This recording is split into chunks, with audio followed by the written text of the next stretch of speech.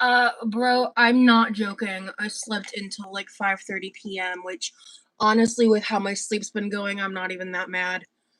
To be perfectly honest with you, it's nice to feel rested.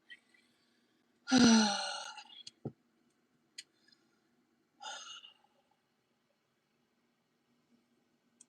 tired. I know it's funny. I said I slept a lot, and I did, but I'm still tired. So I wanted to cook a little bit tonight. Hello, Yada. I'm just gonna sit here for a second, wait for people to roll in. I did collect a bunch of stuff already, but I didn't collect everything for like the vinaigrette I want to try to make.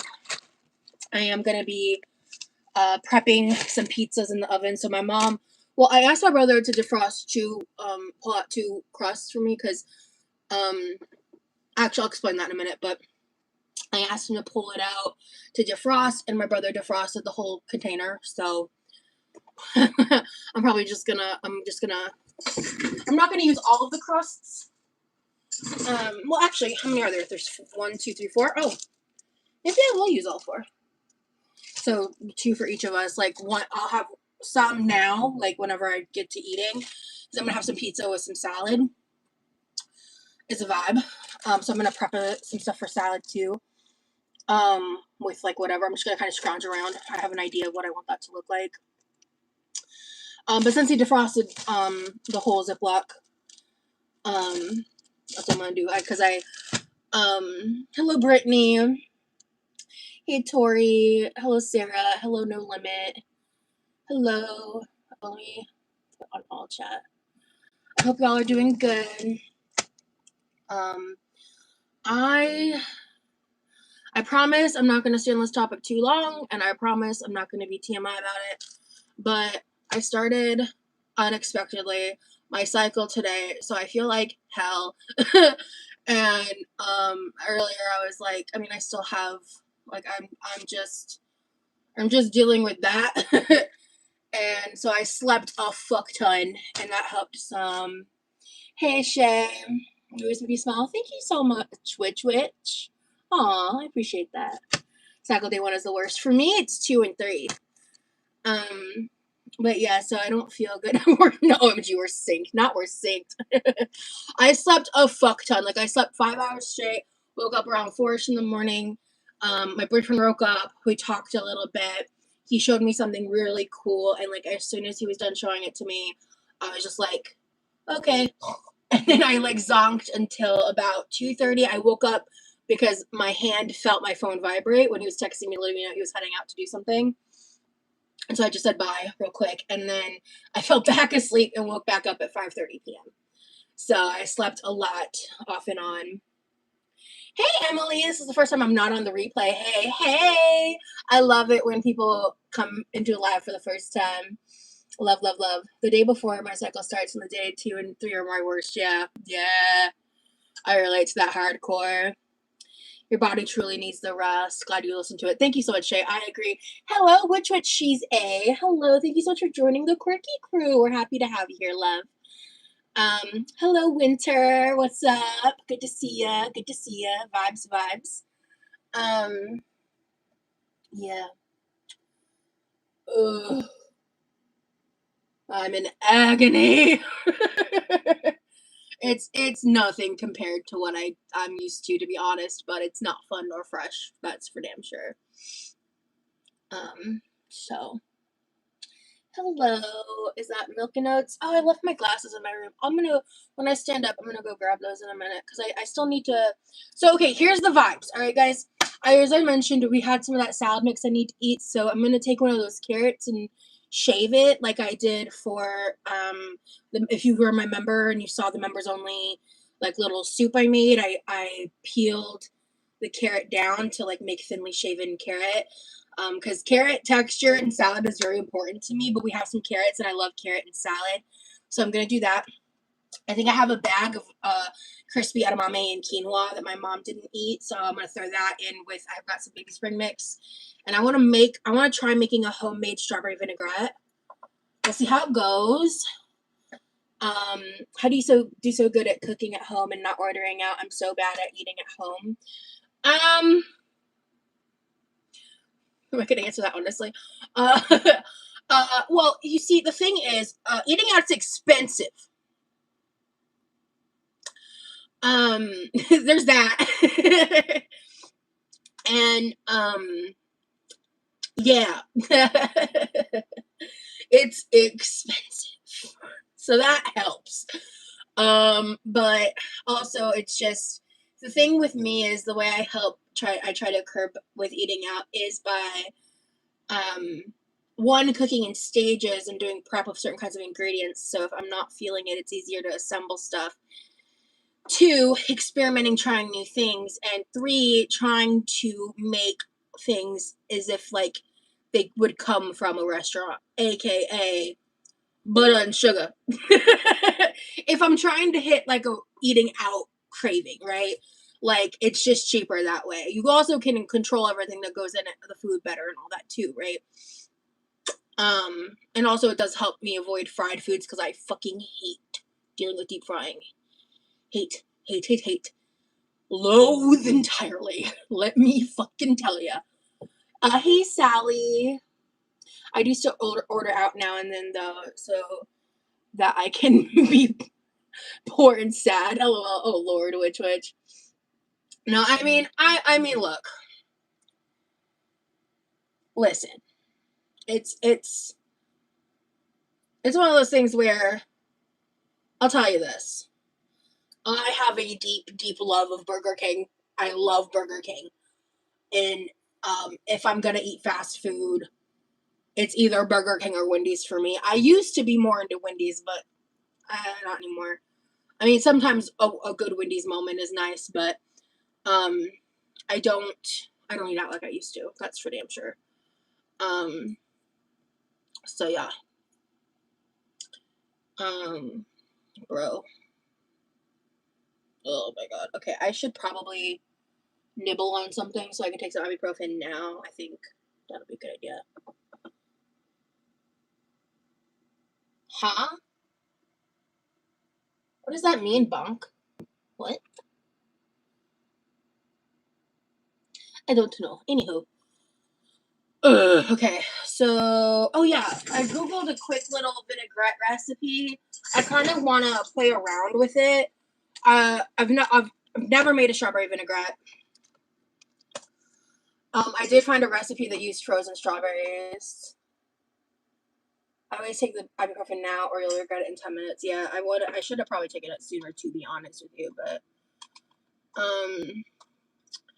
I know we have balsamic vinegar or vinaigrette, like the thick syrupy stuff. I'm considering throwing that in, or maybe making this and then mixing a little bit in with it, balsamic vinaigrette, and tasting that. Because basically, the recipe I have is 8 ounces of frozen strawberries, thawed with juices, 2 tablespoons of honey or maple syrup, 2 tablespoons of apple cider vinegar, 2 tablespoons of olive oil, some salt and pepper. You know, Milo does not work for me, which I've tried. Like I've tried. Milo does not work for me. Um, I've tried, but I tried it actually multiple times. I don't know why. Like it doesn't touch me. Hey, Flesh Labs, what up? I only started using it like last year, and it surprisingly works for me. Well, I'm glad it works for you. So serious on that. I also have 1 lemon, so I was thinking maybe adding some lemon juice. I kind of want to just play because like this is just like a random collection of ingredients. I just know as long as I make it sweet. Yeah, this other recipe has lemon. I don't want any spices, like spicy spices.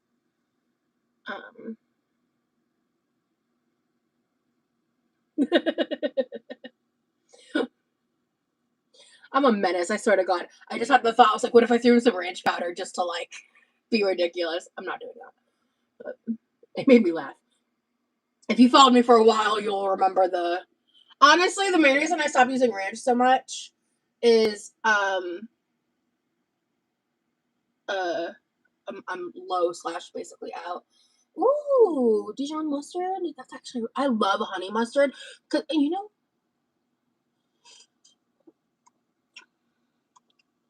is honey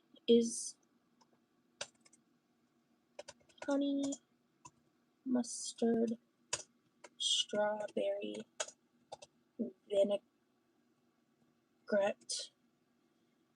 good? Sure. I guess it is a thing if it says good.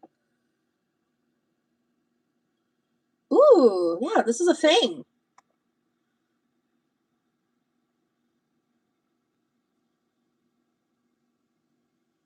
Oh, that's awesome, Shay. Thanks for sharing.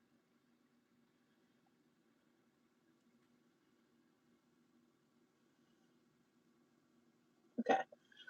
I might turn down the amount here so it says a cup of strawberries. Well, 8 ounces is a cup, Rosie. Okay. 1/4 cup olive oil. 2 to 3 tablespoons of apples. I think I have apple cider vinegar. Honey, Dijon mustard. Okay. Yeah, I prefer a honey mustard moment. And I'm considering making it a creamy dressing by throwing in a little cottage cheese. We have it. We have like barely any left. I'm gonna just kind of play it by ear. Yeah, okay, so this is basically the same recipe, but you add Dijon to it. Hey, Chronically Kelly. Good to see you. Okay. Because, yeah, we're just going to put some shit in a blender and see how it goes. That's kind of the vibes for the dressing.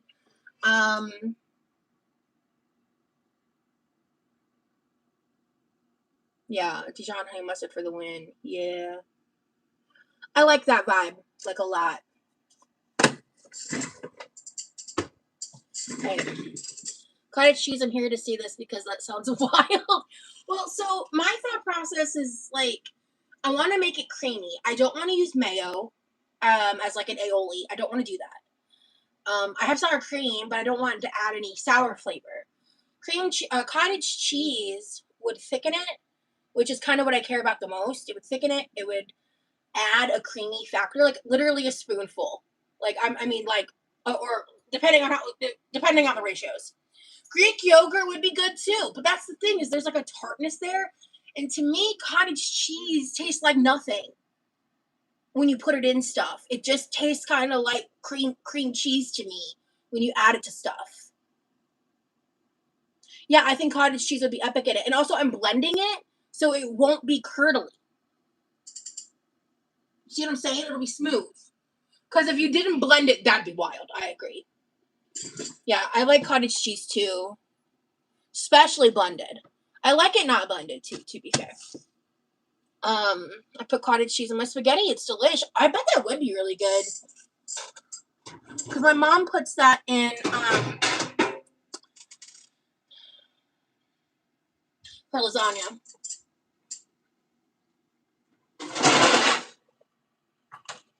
Alright, let's see. I bet it would be really good in spaghetti. It's good in lasagna, so.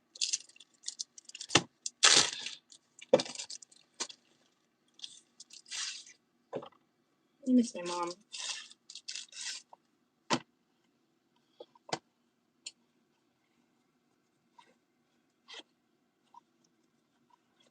Your question got you by the chat. Oh, I'm sorry. Okay, we're just gonna like squish this.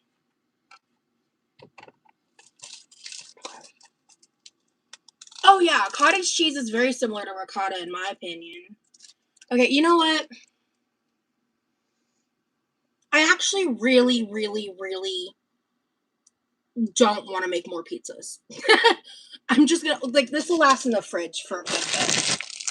So we'll put the barbecue chicken pizza ingredients back.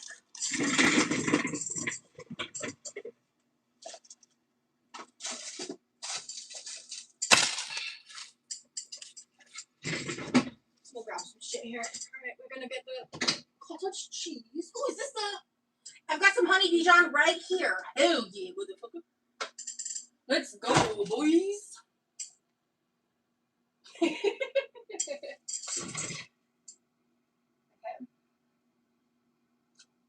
Oh, I need a carrot.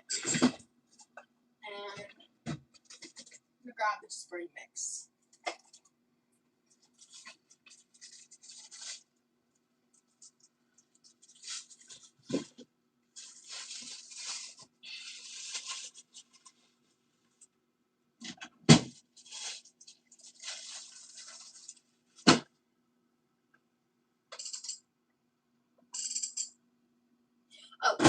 I didn't even grab the pizza crust. Right. I know. Shut up. Also, for the funsies of it, I think I'll add a tiny bit of minced garlic, too, because I like garlic. Okay, that's cool. Oh, right. This goes over here. This goes right here. Okay. Close that.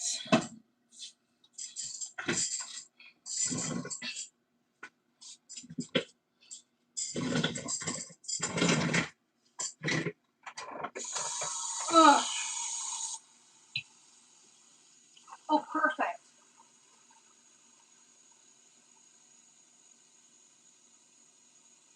Did I remember my water? Yes, I did.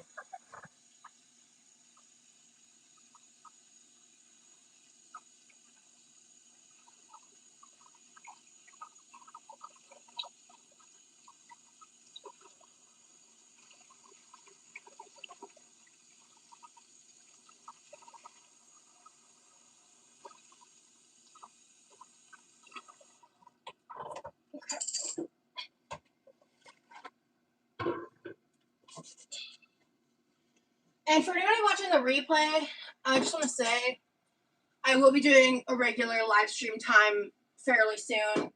The only reason I didn't today is because I woke up at 5:30 and I had to like come to terms with the fact that I was on my cycle because like, ugh. Hey, Farah. Yeah, I slept in super late. I'm just going to eat a handful of these so I can take some ibuprofen and not hurt my tummy. I swear you could make anything tasty even if you pulled ingredients from a Barney bag. That's adorable, Shay. Thank you. I'm cooking my dinner right now. I'm doing a breakfast bowl. Just pop some edibles and I'm sipping a White Claw. Hell yeah. I'm not a drinker, but I love a California sober vibe. I'm not like sober, like in the sense that I don't drink for those kinds of reasons. The last time I tried to drink alcohol, it did not go well. And it always kind of made me feel shitty anyway, like my whole life.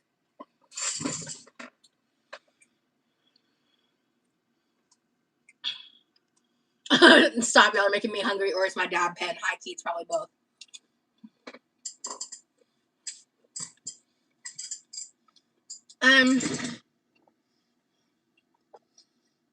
I was like on the fence for a while. Like I was like, I kind of want to go sober, but like quit alcohol. But like, what if I want to drink again? You know, like I don't want to say like I'm gonna go sober and never drink again. Like if I'm gonna, right? And I was like on the fence about it for like a good few months. I want to say, and I met my boyfriend.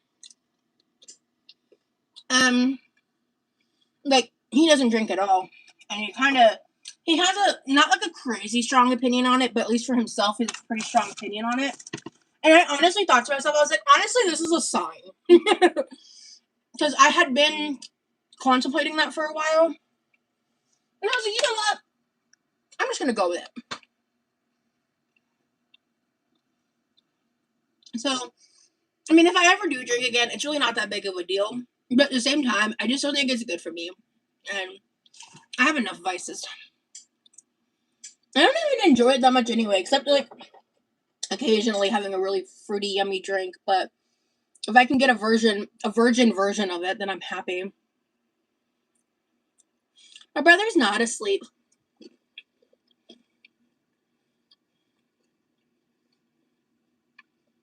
He also doesn't care.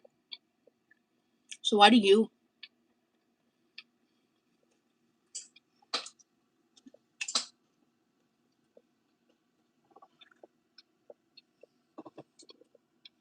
I only like alcohol. It doesn't taste like alcohol. Same.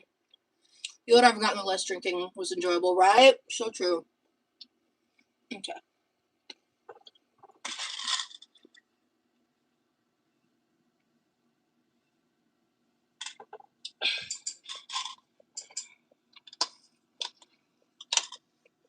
Ooh. Ibuprofen levels are dangerously low, guys. There's like maybe 2-3 doses left. Your cup is so cute. Thank you. One of my friends got it for me. She's so sweet. I ended up having to throw out the other roommate I had. I think I used it and I let it sit on the counter closed for like too long, and I opened it and I looked at it and I was like, oh, uh-oh. And it was older. So I was just like, you know what? I'm just going to let it go. Also, I didn't really like juggling two roommates at the same time.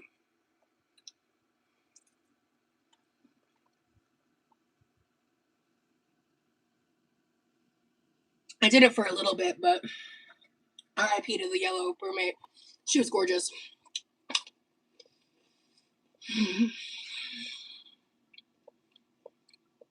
I still have the rollator, yeah. Thank you, Ali. I don't talk about juice anymore because people are fucking weird about it. It's not your business, bro. It's really not.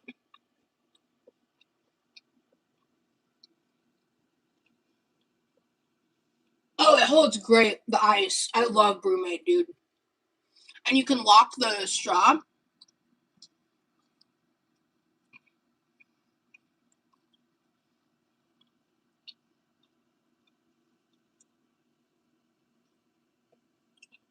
I went to go see this guy I like and been talking to. I went to his work. We were talking.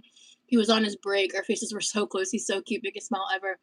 And then his friends behind the counter started blasting Careless Whisper. Phoenix, that's so funny. How'd you react, girl?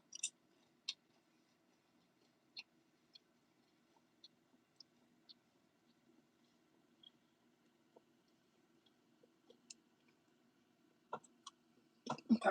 I'm gonna preheat my oven to 350.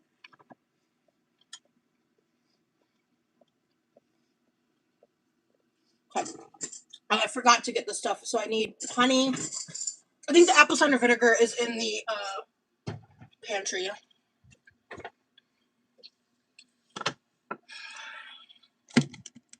I have rice wine vinegar that would totally work too. I really prefer rice wine vinegar because it's like less vinegary, you know? Excuse me.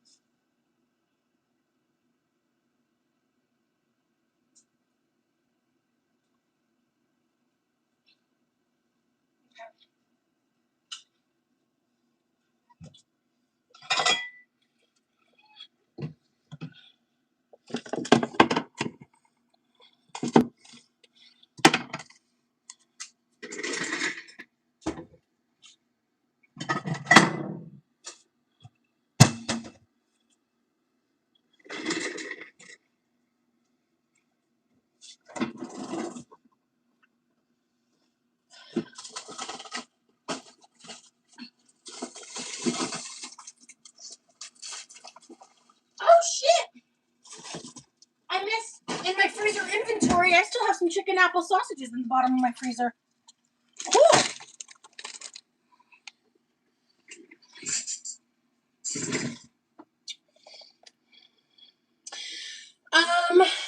I haven't plucked them in a long time, no.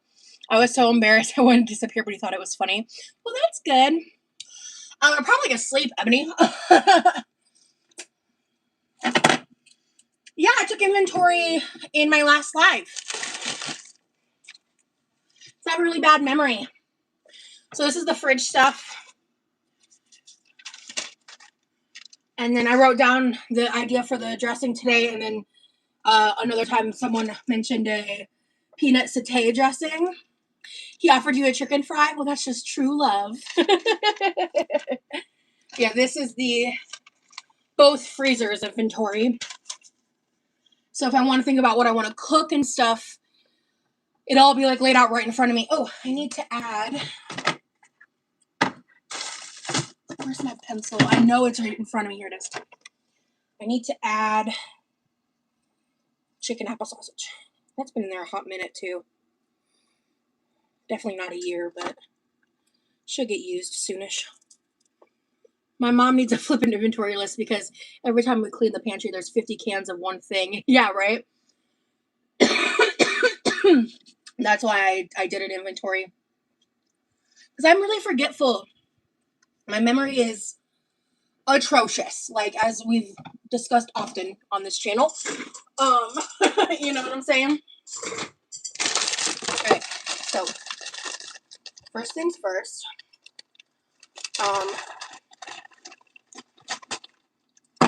We're gonna just mostly thaw these.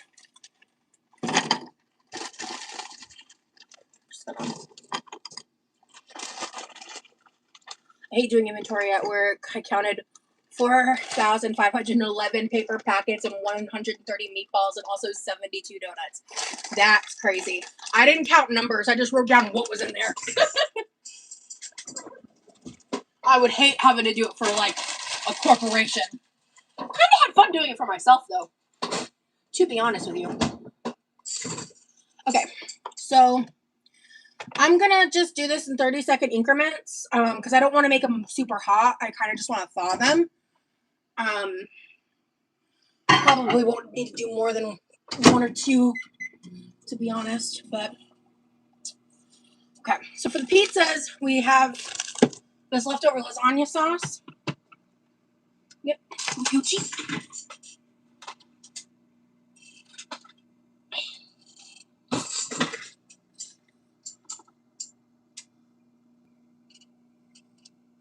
Yeah, the twice claim is a lie. Yeah, the twice I was assessed once. Thank you for asking.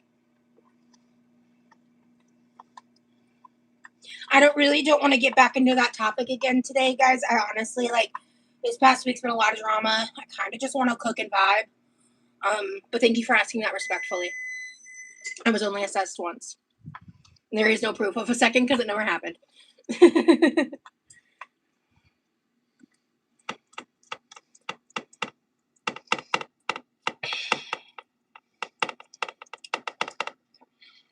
You know what? Actually, pause.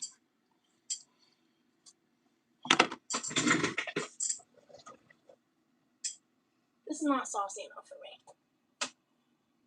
There we go. It's gonna be super chunky. And I think for the purposes of pizza, this is just literally a can of pizza sauce, by the way. So.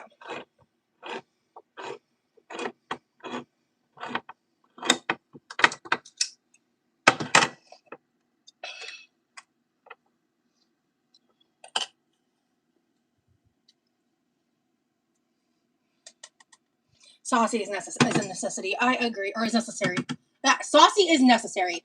I agree. Let me scoop that out real good.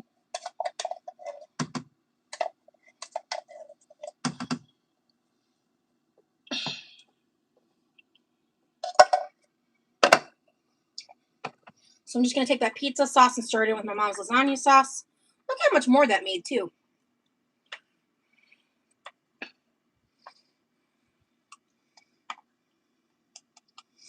Also, Twin, I'm glad you smell things because same, yeah. I mean, I just think it's like, it's just a wise thing to do, period. Even if you think something is in date. You know what I mean? Because sometimes food be tricking us. I'm aware, Ebony, I do not give a singular fuck. All I know is my friend told me it was really boring, and it's kind of all I want to know. To be honest with you. Again, Ebony, I'm looking to have a chill time, and I feel like you're instigating a little bit tonight, so chill. Thank you. I don't want to talk about drama. I'm aware, and that's that.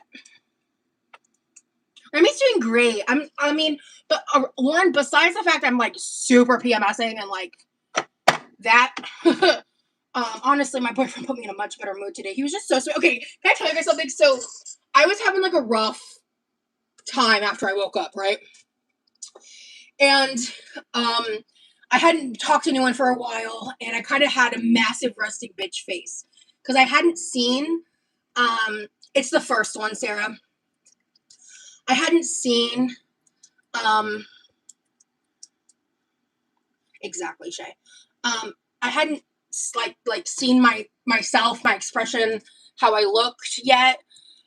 Post waking up at 5:30, and I think he got home around like 8:30 my time ish, maybe 9. And we end up getting on call, and he looks at me and he goes, "Oh, you look," and he was about to say like, "You look like you don't feel good" or something like that.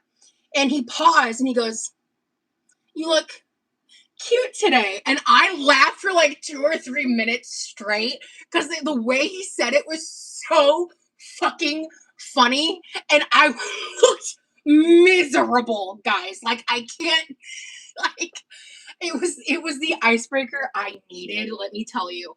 I was like I was rolling. And we'll be seeing each other again. I'm just not talking about it online because people are crazy. Hi, Distorted Brain. OMG, hey, it's been so long since I've been able to catch a live, and I'm so happy. Well, thank you for being here. So, yeah, so I was not as, like, chipper as I am right now earlier. And I mean, also, we just, like, kept talking, and wake it up a little bit, and yeah, so. All right, this is good for now. We got a nice sauced up pizza. So, okay, next up, I think I do want to do a little bit of minced garlic. I don't do a ton, but I do like minced garlic on pizza, specifically garlic, because it's less intense than like fresh garlic.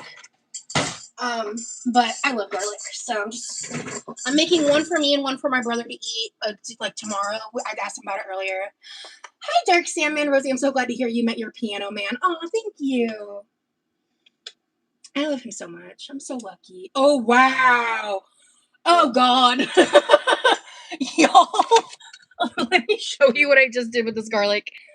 Freaking yikes. I gotta fix that. Do you see that? Absolutely not. Absolutely not. Okay. Get your ass in check. Thank you. Okay. All right. Let me try that again.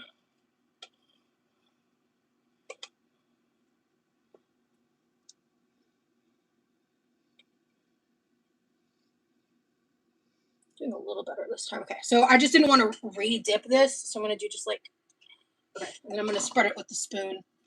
That's just too much in one bite. So I'm going to fix it. I just didn't want to obviously cross-contaminate my garlic.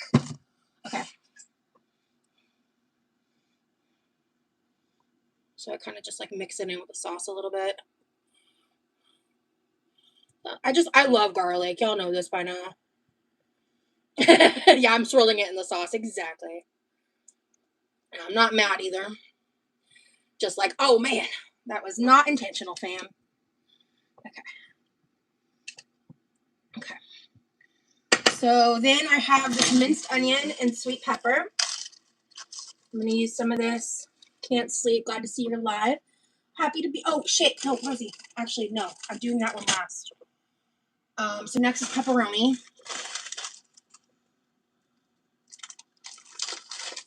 I like to put these on top because when you dice it really small like that, my mom gave me this tip. When you dice it really small like that, it does kind of cook it for the oven, you know? Because I don't love raw. I prefer sauteed bell peppers and onions. But if you do it really small like that, it does the job well enough. It's just a pain in the ass for me to dice, to be honest. So.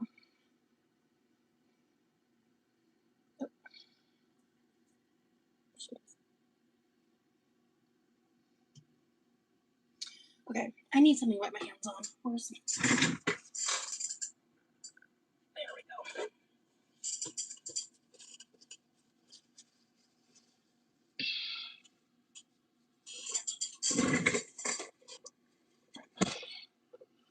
Let's continue. So I'm just throwing on things I haven't, like, that need to get used up, basically.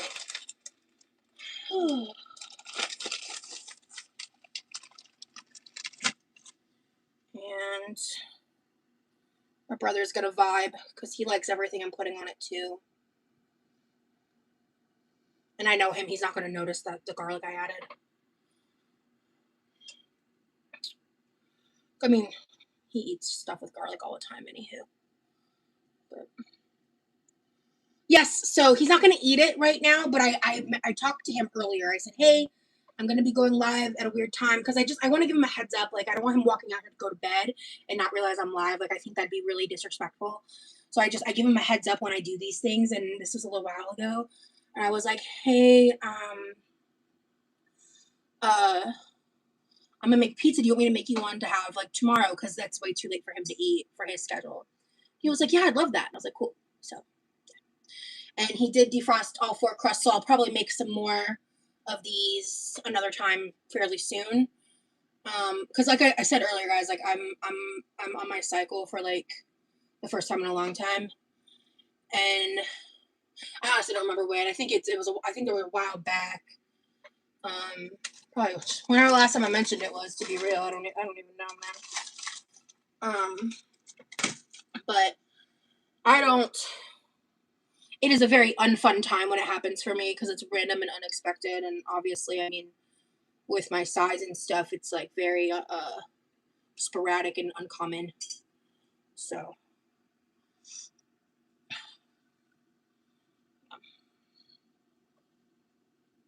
This smells fine, but the color's freaking me out, so I don't want to eat that one. Or that one, actually. I don't like the color. That's not a color meat should be.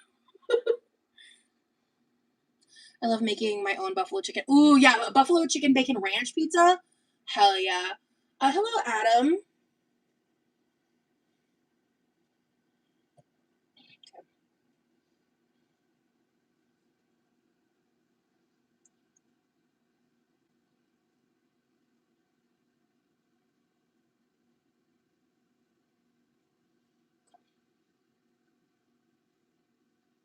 How long has it been? I hate anxiety, not knowing what'll happen. It's been several months. Okay. And then I think we'll either do 1 or 2 pieces of bacon each pizza. Let's find out.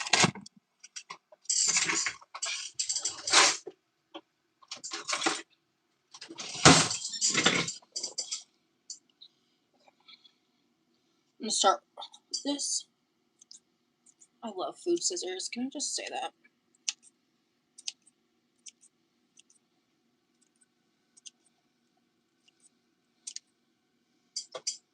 Okay, definitely 2 slices. Or maybe 1.5.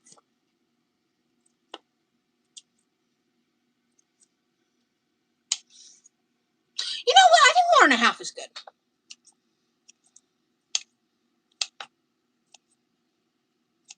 Especially with all the pepperoni. But my brother likes some meat, so I could probably add ham to this and that would make him happy. I think that's overkill, so I'm not going to do that.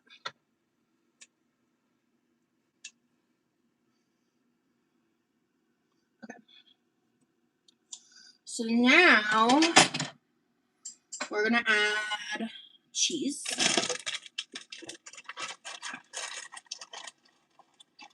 I never did check those strawberries. Well, they're currently defrosting anyway, so they're just chilling in the microwave right now until I'm ready for them.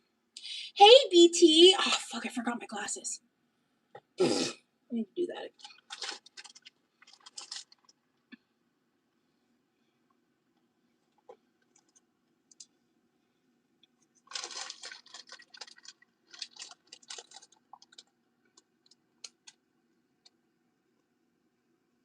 I did get a hysterectomy for health reasons, but never having to worry about that is the best. I feel for you. Oh, yeah, Shay.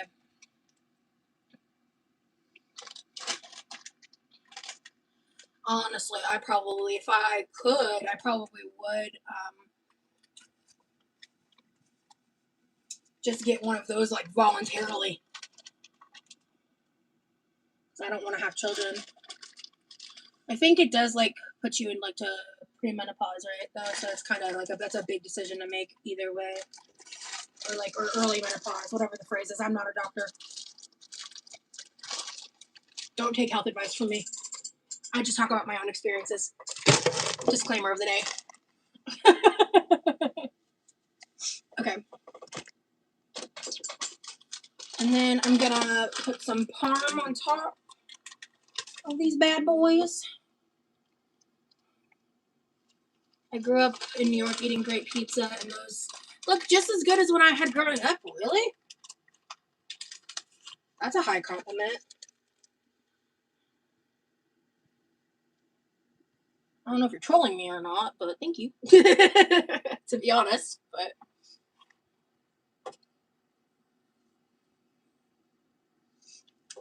Okay. And then we're going to do a little sweet bell pepper and onion on top. Like I mentioned earlier, I prefer to do that on top so it helps cook well.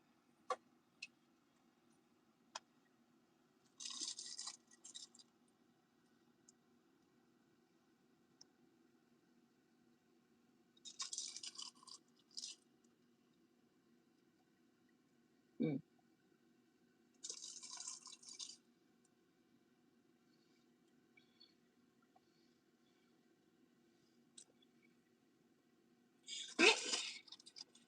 And then,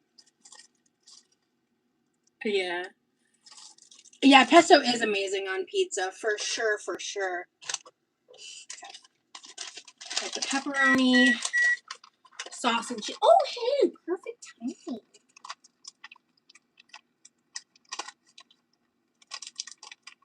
Well, actually not perfect timing. I want to handle the carrot before I throw that in.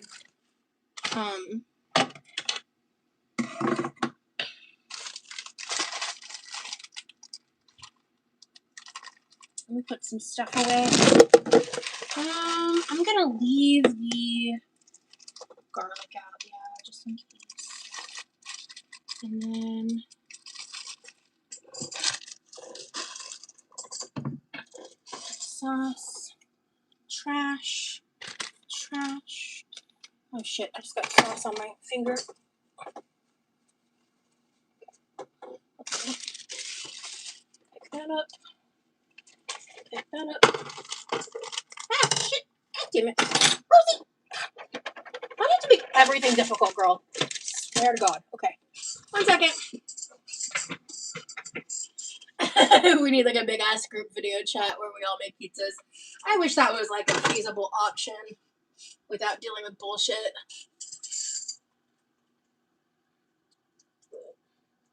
Whatever.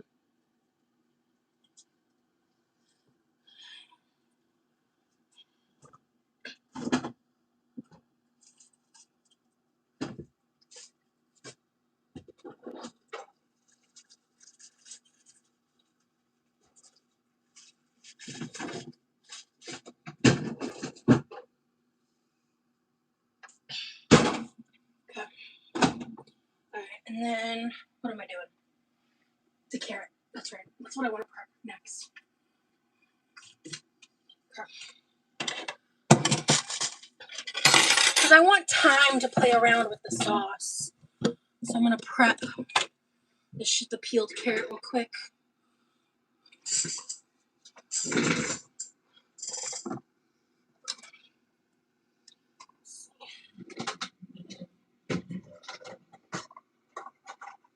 I've never made or had a deep dish pizza. No, Hazel. Cooking class of those here.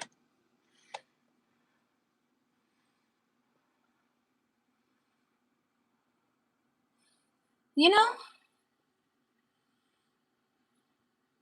Actually, never mind. So I'm having dinner. My brother's pizza is for tomorrow.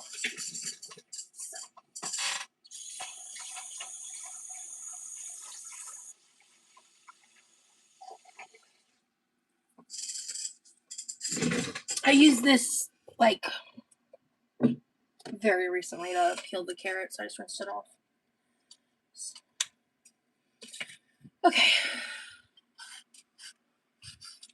Let me just.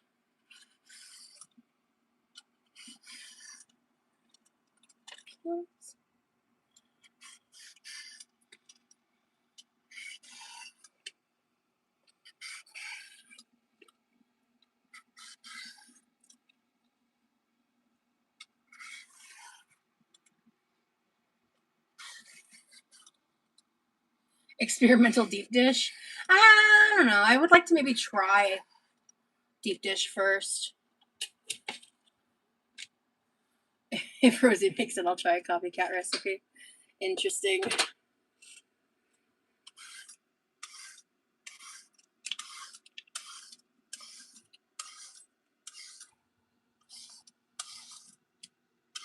I want an onion boil. I haven't made one of those in forever. Mine was a bit wild, though. I fucked up a couple steps, I'm pretty sure.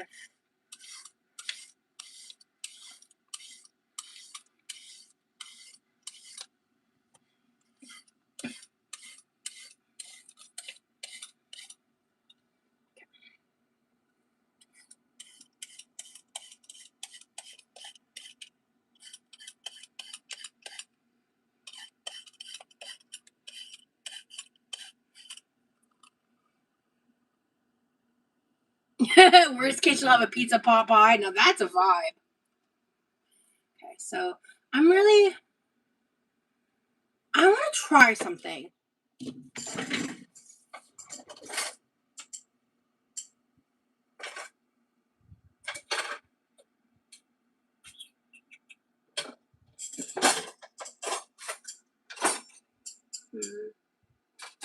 don't know if we have it. Okay, I think what I'm looking for, I don't think we have it here anymore. If we do, it's over here.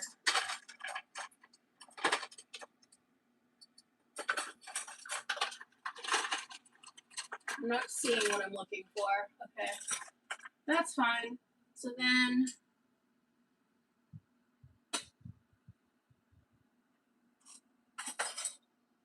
maybe this will work. Do not try what I'm about to do at home, please. This is not an endorsement for you to follow me. Because this could be dumb as hell. This could be dumber than dumb. But I was really struggling with this last time, so I want to try something. Oh, actually?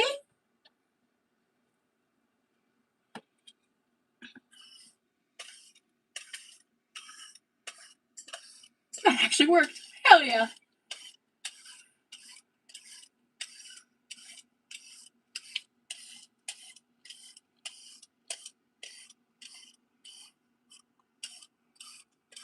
I love Ellie Golden.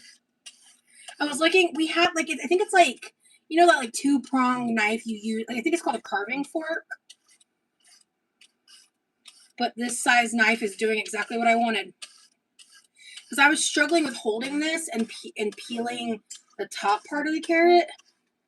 This is doing exactly what I wanted it to do. Just being really careful to not, like, clash the metal.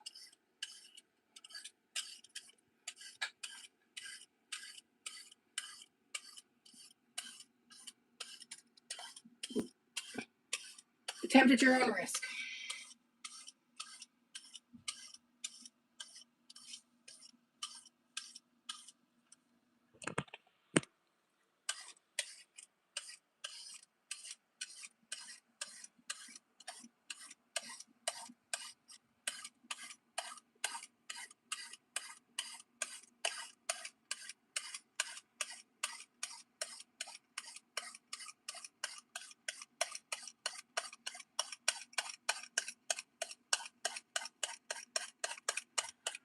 Hey, bud. You going to bed?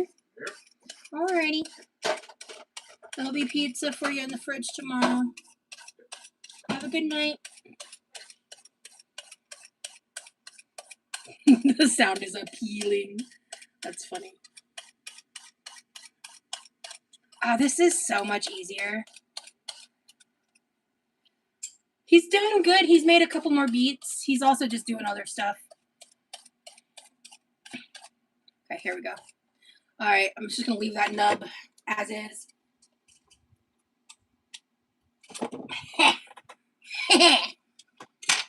Hell yeah. Okay. All right, so now we have shaved carrot for my salad, which is exactly what I wanted. Perfect. All right. Let's take a look at the strawberry situation. I'm going to do another 30 seconds.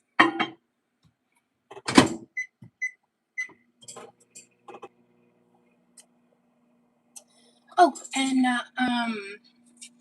I'll check these in about 10 minutes. This takes anywhere between 10 to 15 minutes.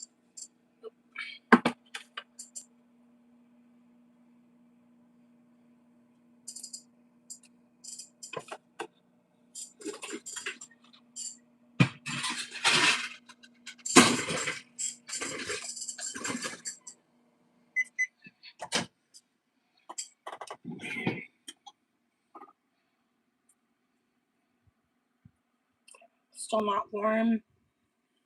Let me just kind of move the frozen ones out of the center. And I think one more 30-second round is going to do it. They're still like cold. So that's good.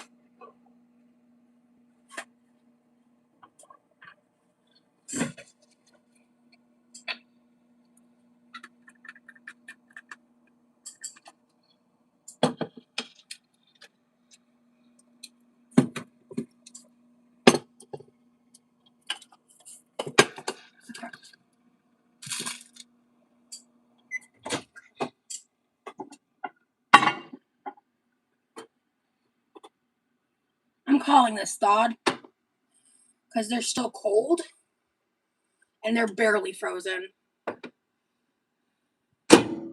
Ooh, if you put a damp paper towel on top while microwaving, they will thaw but not cook. Good to know for future reference. Thank you.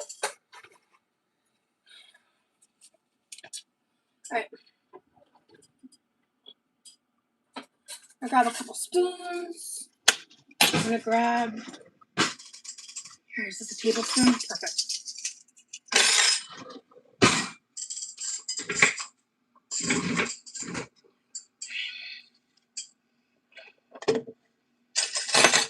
Okay, so we're making a homemade honey Dijon strawberry vinaigrette.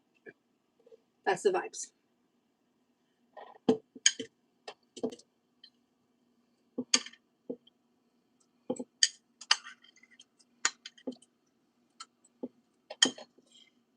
We're not going to be eating it super right away. Anywho, by we, I mean me.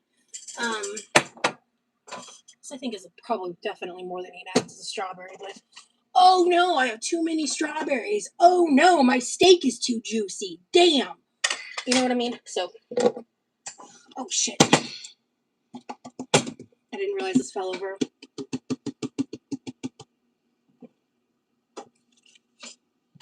Oh, perfect. I can use the carrot holding knife. Let me see if this... Oh, yes. Oh, this smells really good. Okay. We may or may not add lemon. Okay.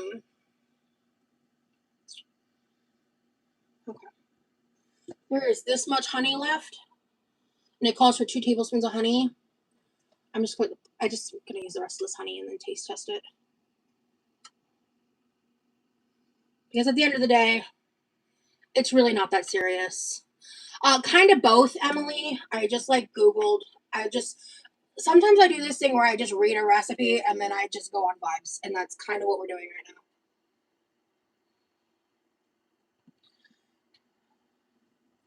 I think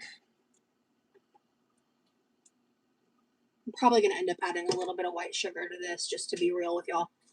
But we're going to start with some basics here. So I am going to measure 2 tablespoons of apple cider vinegar because I don't play when it comes to vinegar. I don't really love vinegar that much. So, but I kind of want to add some acidity, which means I definitely will need sugar to balance it out. Okay, what is this? That's 1/4 teaspoon of salt. And then instead of like adding garlic powder or anything like that, I'm gonna add 1/2 teaspoon of garlic. So just a tiny bit of garlic. Because I think garlic will go good in the salad. Like literally just the tiniest bit. A quick crack of fresh black pepper.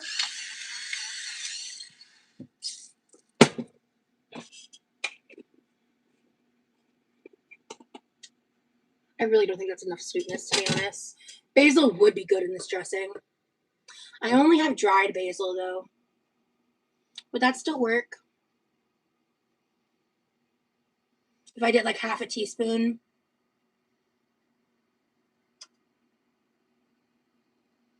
Or four? Oh, probably half. Probably do half a teaspoon of basil. I just don't have fresh herbs right now. I don't have them very often, to be fair, but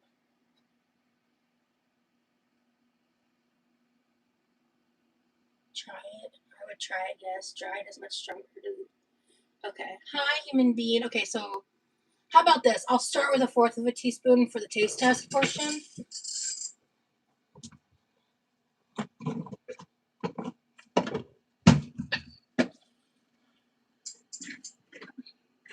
Honestly, this smells lovely. Like, this really does smell good. Even with the vinegar. So this is 1/4 of a teaspoon of dried basil. Alright. We're gonna start with blending here. Oh, I forgot. Where is it? I pulled it out, right? I forgot the most important ingredient. Oh, right here. So I believe it called for like the equivalent. Oh my god, and the olive oil. Oh my god, I almost forgot the freaking olive oil. Okay. And this is a honey Dijon mustard. It's just what we have. I am going to do 2 tablespoons of that, but I'm going to do the oil first. Which is also 2 tablespoons, which I might honestly need more oil because this is a lot more strawberry, but again, I'm going to wait for the taste test. I don't love super oily dressings anyway. Okay. So, and then, yeah, eat it. Well, I mean, actually, no. I slept till 5:30. I took a series of 3 very deep, long naps today. I use this for the strawberries. So I'm just gonna, oh, yeah. See, the oil made it smooth right out. I actually saw a TikTok of someone saying if you want to prevent honey sticking when you measure it, to do the lightest film of oil, like a droplet of oil in whatever you're using to measure, and like use your finger or whatever to swirl it around. And then when you pour the honey, it'll come out clean, kind of like how this just did. So, pro tip, my boyfriend listened to me because I saw that TikTok and he made something that day. I don't remember what, but it used honey. And he was like, oh my God, that hack actually works. And I was like, that's awesome. See, this one's sticking a little bit, but not much. So that's cool. Okay, so we got 2 tablespoons honey Dijon mustard. All right, I'm going to blend this first before I decide if we're adding lemon or not. Okay, I already added the garlic, basil, vinegar, oil, strawberries, honey Dijon, salt, pepper. I haven't added any sugar yet, which we may or may not, depending on the flavor.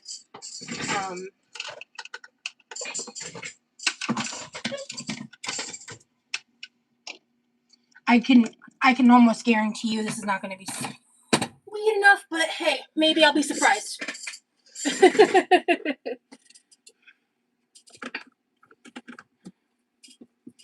Okay, I'm gonna also do y'all a favor and mute.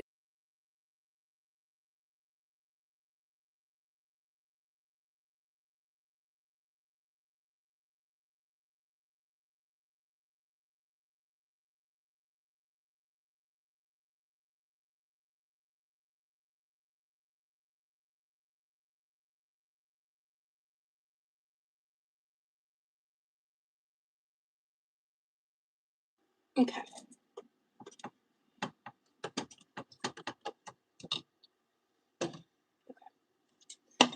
There's a little bit of stuff on the sides and something stuck on the bottom. I think I'll have to blend that again, but let's do a taste test regardless. Okay, the vinegar is strong. Oh, that's good.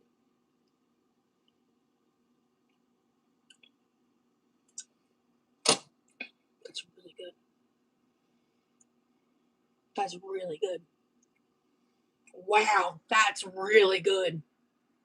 I'm thinking about adding the cottage cheese. Right now, I like the sweetness. But I think it's because of the amount of strawberries I used.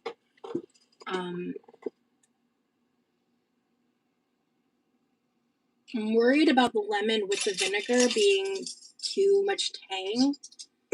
I'm going to do 3/4 of a teaspoon of basil because I don't really taste it, to be fair. And then I'm going to add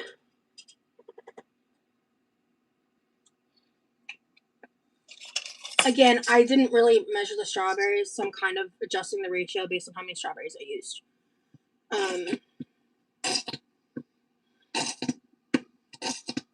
Bruh. Behave yourself. Okay. Oop. All right.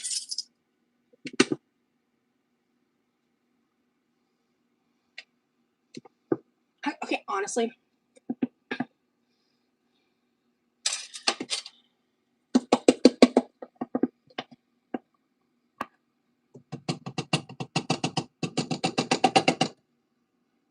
Shit. Okay. Alright, this is trash. Alright, and then we're gonna just dump this in.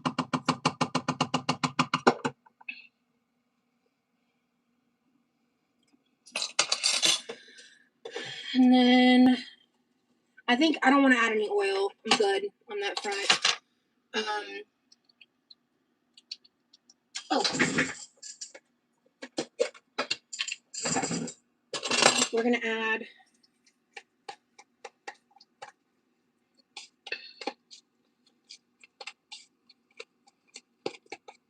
one heaping spoonful. I don't just this is roughly 1/4 of a cup.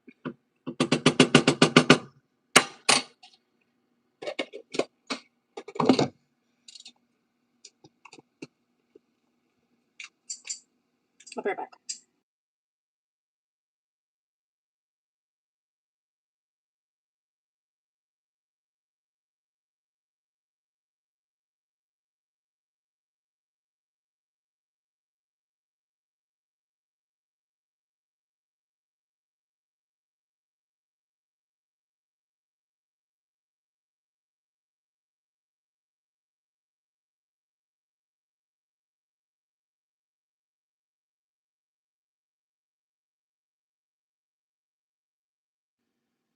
Yeah, making a strawberry, put some ice cream and cinnamon. Bro, you're so trolling.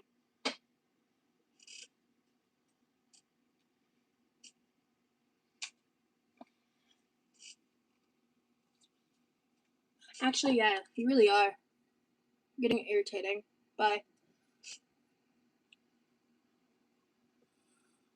Yeah, it's not a smoothie, Anita. It's a salad dressing. Ooh, yeah, you can always add the lemon on top. That's so true.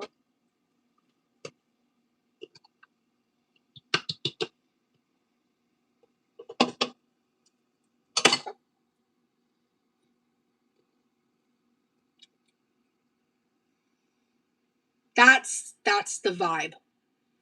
Holy crap. Okay, I don't taste the cottage cheese at all. All that amount of cottage cheese did was kind of mute the vinegar flavor a little, which honestly it really needed. Personally, I might have only added a tablespoon of vinegar to this for me in my taste buds. This is very heavy on the strawberry, which is what I want. Wow, that is delicious.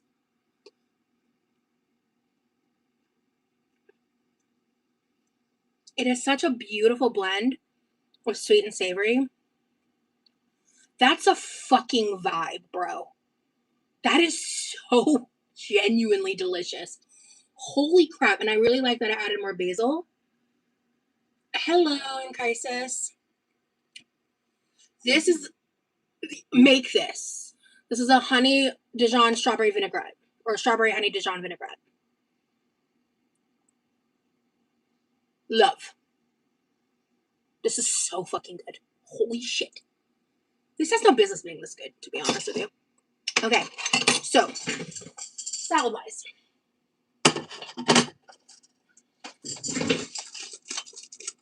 We've got spinach and spring mix. Yeah, it does. I use a very small amount of cottage cheese, to be fair. Ooh, maybe good on pork chops. Yum. Oh, yeah, this smells great.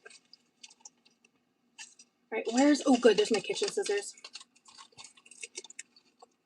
All right. I'm going to do a chopped salad the lazy way.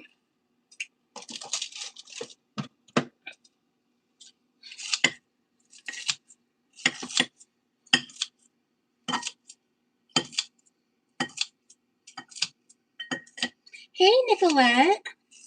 Ooh, peanut butter sandwich. Yummy. Did you put anything else with the peanut butter? Some people do peanut butter and honey. Obviously, peanut butter and jelly, peanut butter banana. I know some people will eat it just like plain peanut butter, but I find you need a drink if you're going to have just a plain old peanut butter sandwich. You know what I'm saying?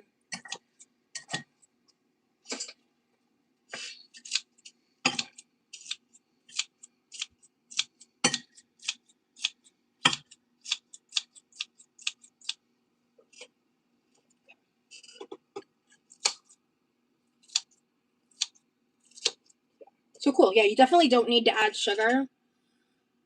That amount of honey. I mean, that amount, I think just, I used a lot of strawberries, which obviously have their own natural sugar. And I mean, I love strawberries, guys. It's pizza's in the oven. I may or may not eat the whole personal size pizza. It's just going to depend on how filling my salad is. See, look how much better this fits in the bowl now that I've been chopping on it. It'll be easier to eat. Okay. And I really do need to eat this salad as soon as possible, so we're going heavy on the salad today.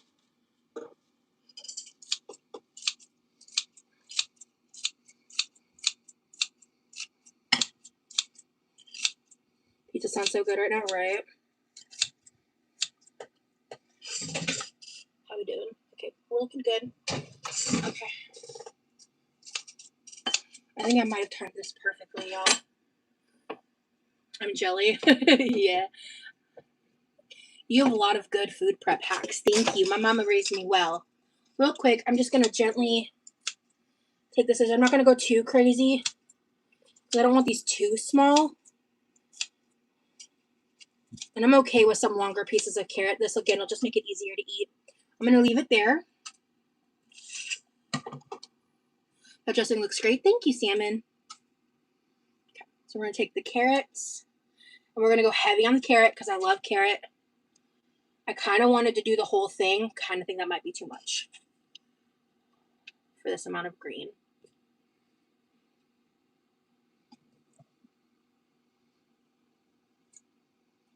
Do you like onions in your salad? If I had like some pickled sweet onion, I totally would.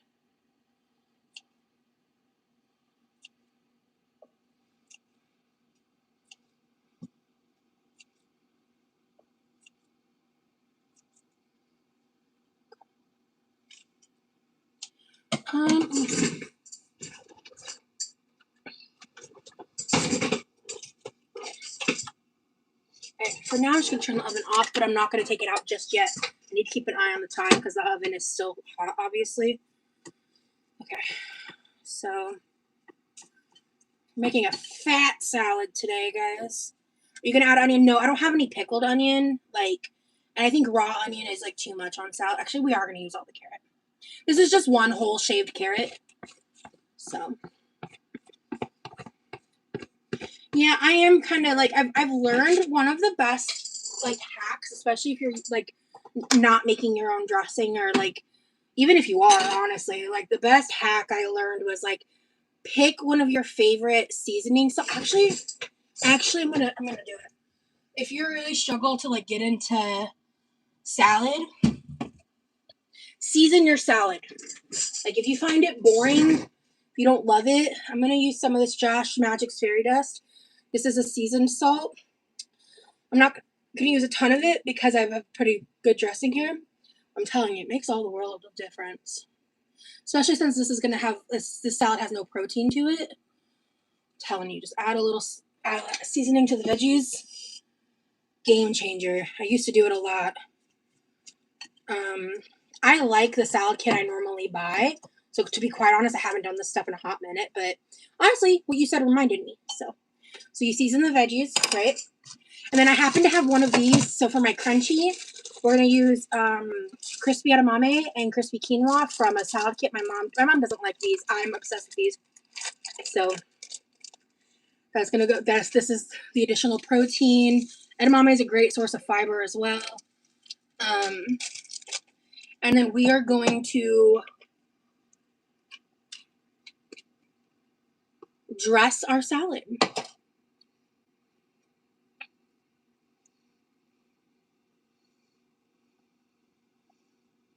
Oh my god, this is going to be so good. Yeah, honestly, I probably did get that hack from somewhere else, or someone suggested it to me a long time ago. I couldn't tell you in all honesty if that's the case or not, but that was something when I was really struggling, like being bored with salad, or if I didn't have a lot of stuff to make my salad like snazzy. I think I'm gonna want a touch more dressing, just a touch more. And there's only 2 tablespoons of olive oil in this whole container.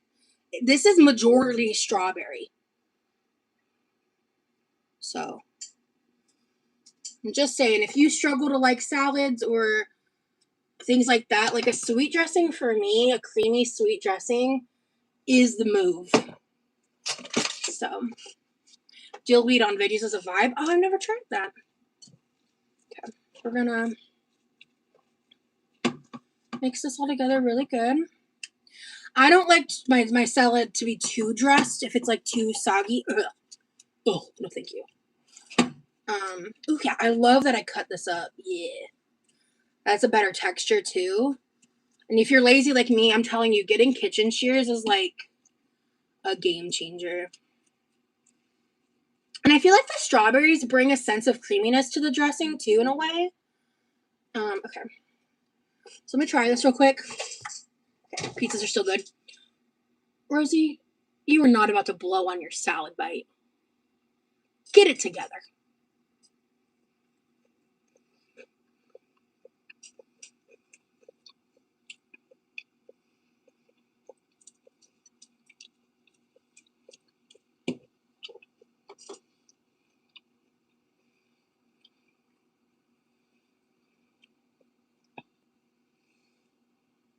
I think the next time I make this, I'm going to lower the vinegar. And I'm going to up the cottage cheese. Because I miss the honey mustard dressing texture. You know what I mean? This has a different texture, and I'm a texture girl. If you like vinaigrette, then this smacks hard. I don't know. To be honest, probably roughly 15 minutes, but I turned off the oven like 4 minutes ago. But it's time for me to pull it out. I just need to make a little room.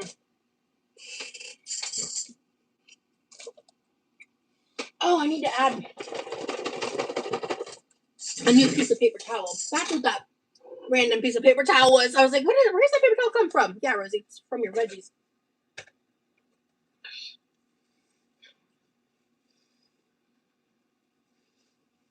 Okay. So, yeah.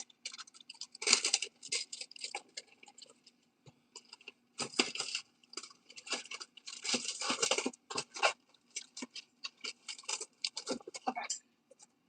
And then let's take the blender out of here. Put that to the side.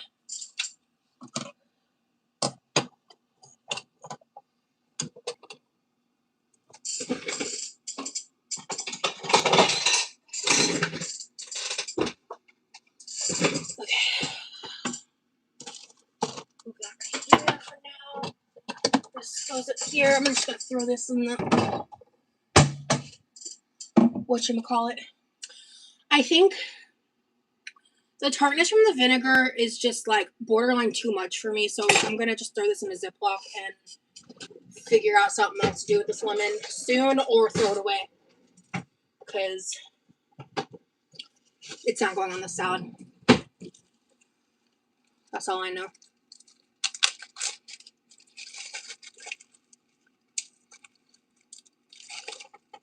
Yeah, it also helps remove moisture. Emily, yeah.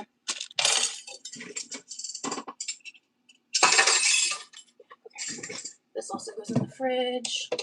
This goes up here. Trash. Trash. Not trash.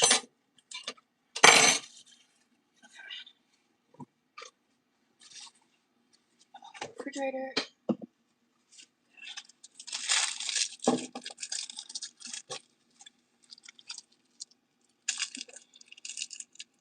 Oh, here we go.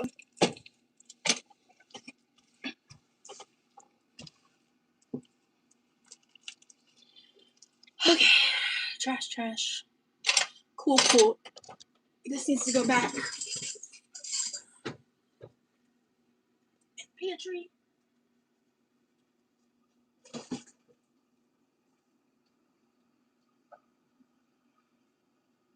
Alright. Okay, let me put these things away. Is the Diet Coke cold yet?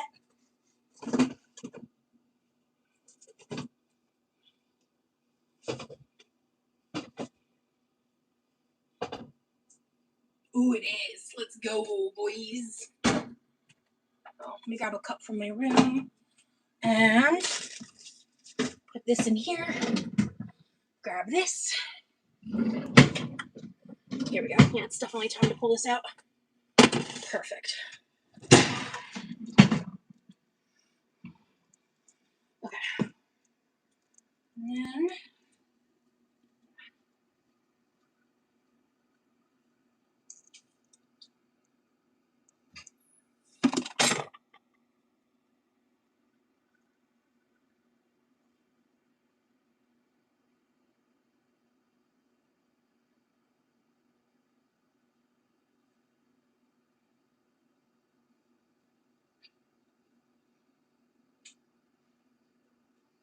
oh, it's harder than balls in here.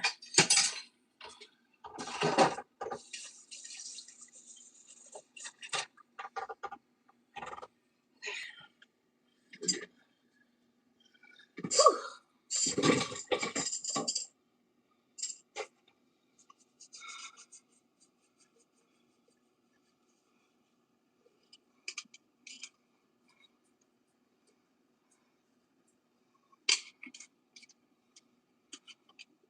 Maybe more sugar would have kind of calmed the vinegar flavor.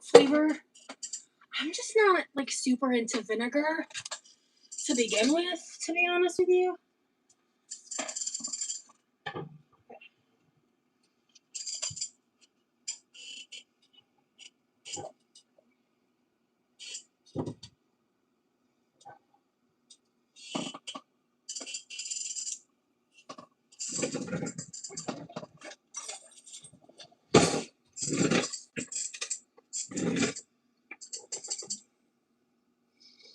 That wouldn't be good on any cooking show, but thank you.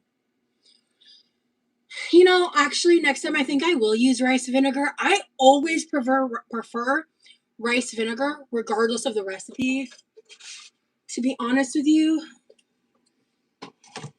I gotta move quick. Let's pass the cutting board. Okay.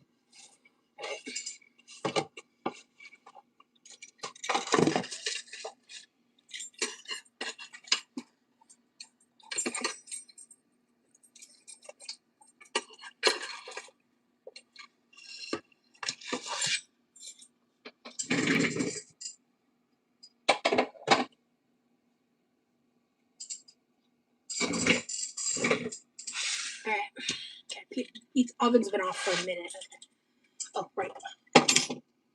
Ooh, I'm so excited. We have a little homemade pizza, Diet Coke, and salad. I'm very excited for this meal.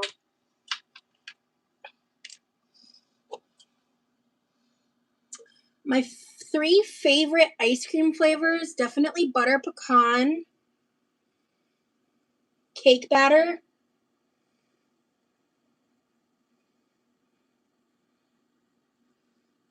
strawberry cheesecake.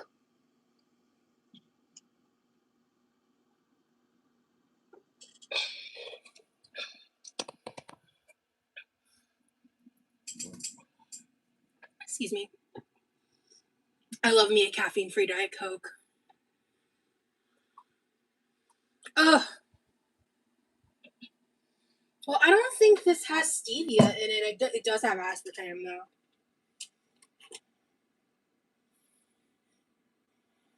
Yeah, there's no stevia in Diet Coke. It's aspartame, though, so.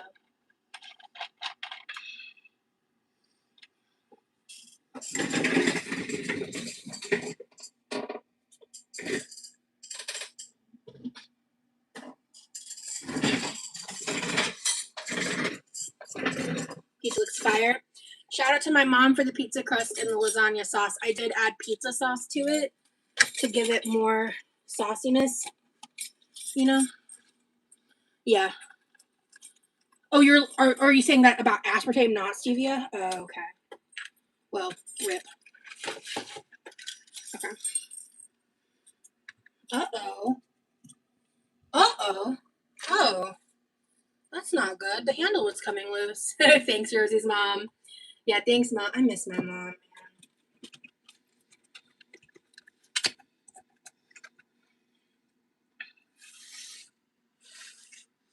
I'm gonna do little pieces.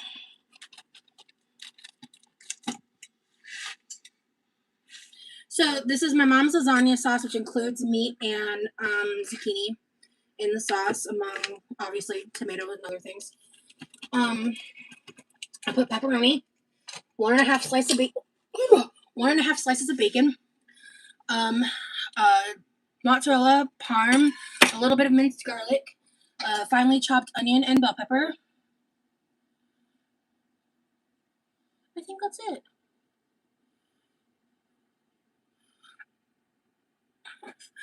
Oh, wow, Nicolette. Yeah. Taco Bell can kind of be like Chinese food in that way sometimes, where it's just not very filling. Mom went back to Norway, where she lives with my dad. Okay. Okay. Let's see. Perfect. Okay. We're just going to leave it on the cutting board because why dirty an extra dish? Unnecessary. That looks insanely good. Thank you, Clarissa. Another peanut butter sandwich for dessert. Nice. I haven't had cake batter ice cream in forever. Honestly, depending on how I feel after this meal, I still have some of those mini Dove ice cream bars on a stick that I might have that for dessert. We'll see. Yeah, I think the apple cider vinegar is too strong for me. Oh, I'm so sorry, Nicolette.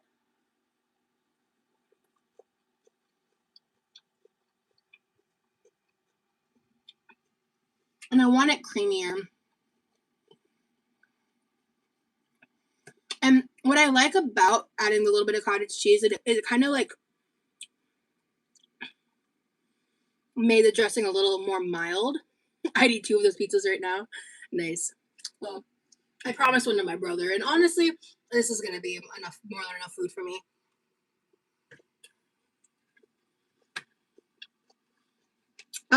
I might finish this whole thing, honestly. And if I do, I don't give a shit. It's a personal size pizza anyway.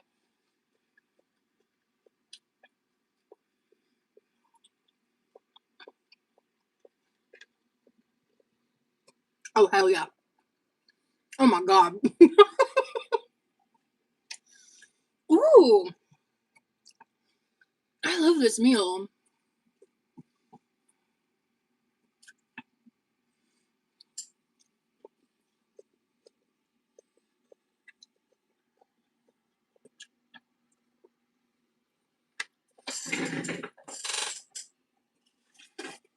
I love eating a bite of salad, immediately chasing it with a bite of pizza. I don't know about y'all, but when I eat pizza and salad together, that's like my favorite way. Or like, you can also always pull this move.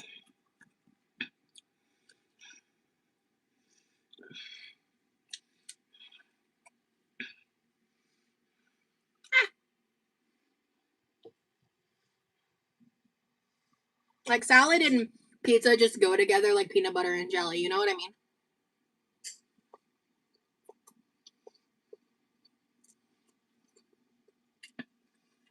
Mm. So how are y'all doing tonight? I know for most people it's a crazy time of day, but like I said, I woke up at 5:30 p.m. After struggling to sleep for like over a week.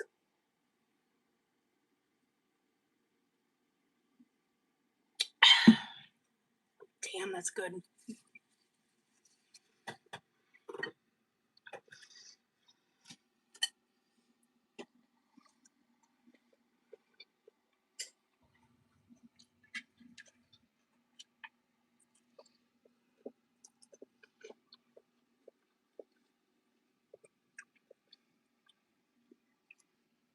Levi's gonna like this pizza.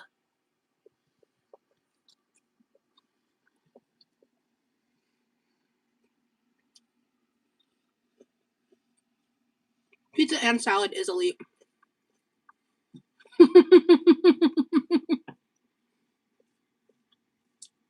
I'd be better if you sent me some of that Diet Coke. That's so real. Listen, I'm on my last liter of Diet Coke right now. I ain't sharing with nobody. That is precious real estate in this economy. $3 for a 2 liter nowadays. Go fuck yourself, Walmart. I have to ration my stash. It's just rude.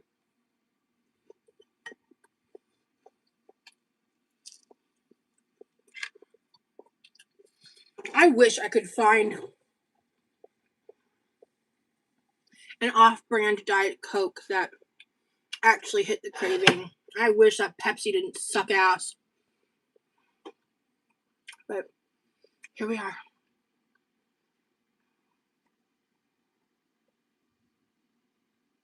Cans are amazing. But 2 liters are like the most economically sound. You know? Unless you get like a really good sale on cans. They have some nerve trying to withhold our life source, right? This is really good. Like I said, I think texture-wise I would prefer to really play around with the ratios in terms of cottage cheese and stuff. But I don't taste I didn't add a lot of cottage cheese to this. So if you like a vinaigrette and you're not picky like me in that regard, I'm telling you, this dressing is awesome. And yeah, it is like a sweeter, it's slightly creamy. Like it's creamy enough that I'm not like ew, but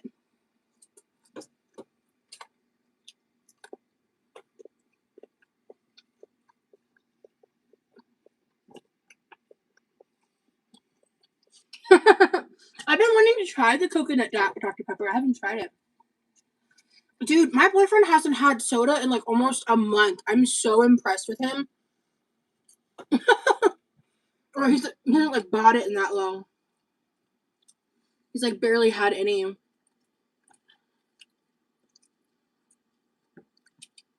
I find that impressive as hell because he was like addicted to Dr. Pepper. I remember when you were talking about going to the national parks after Vegas, and it really inspired me. And I've been to 15 national parks now in the last 3 months. Holy crap! I don't even remember saying that, but that's cool.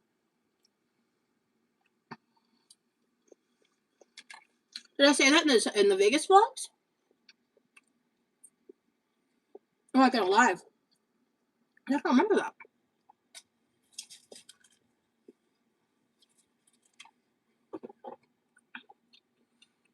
I'm not saying I didn't say it, to be fair. I'm sorry. I genuinely don't remember. I love that for you, Shay. I don't fuck with tomato on pizza. But Rosie, you have tomato sauce on your pizza. That's different. Cooked or uncooked raw slices of tomato, I want nothing to do with on my pizza.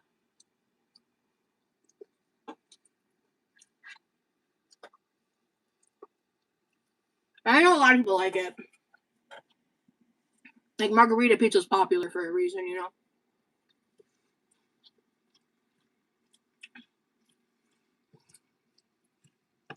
I wonder if this pizza will fit in the air fryer to reheat.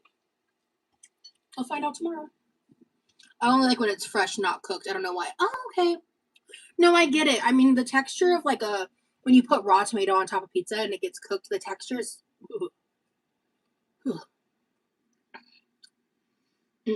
Not for me. Hey, honeybee. Blasphemy. I absolutely love margarita pizza, lol, right?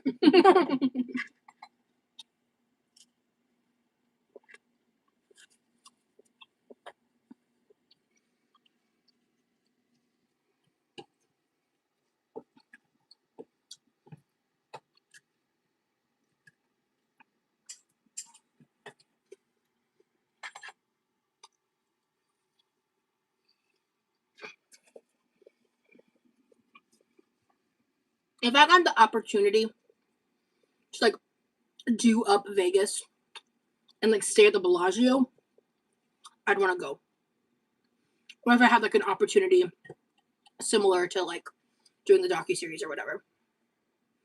But Vegas, I talked to different people like during and after Vegas, like I like some of my Uber drivers and stuff too. And Vegas is not at all like it used to be. It is a tourist death trap.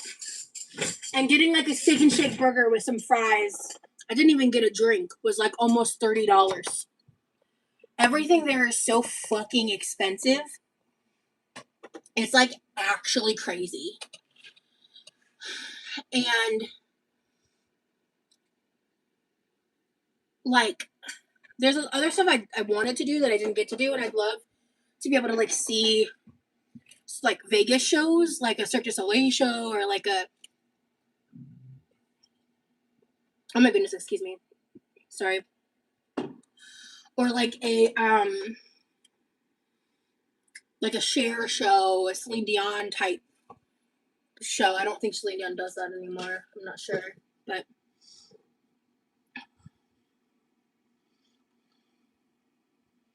what would you do if you had a weekend at the Bellagio Friday through Sunday night? Well, I would definitely want to check out their buffet because, oh god, that fucking Asian buffet.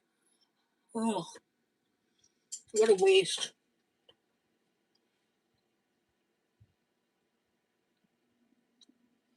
Yeah, Salmon, I never said that. I know I didn't.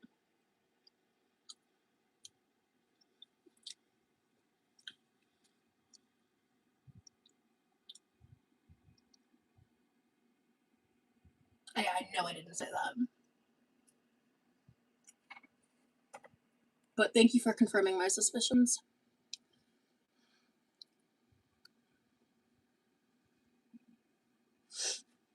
I felt pain for you when you were at that buffet, real.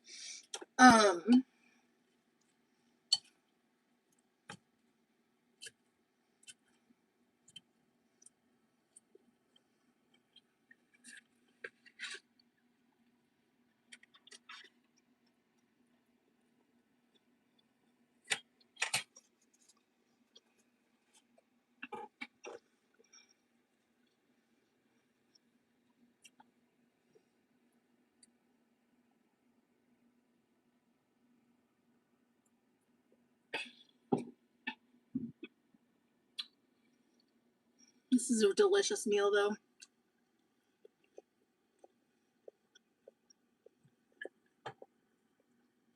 Two more days until my Seattle vacation. I can't wait. Oh my gosh, what are you planning on doing in Seattle?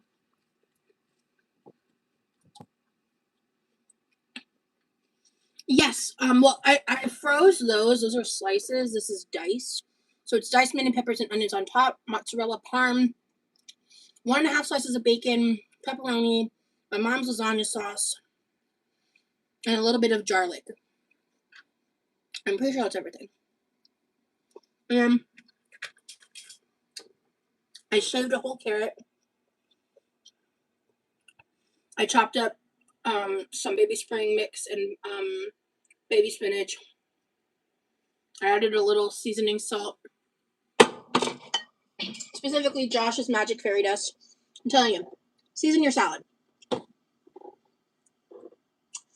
And I made a homemade strawberry honey Dijon vinaigrette. Delicious. And then I added some crispy edamame and crispy quinoa as well. So.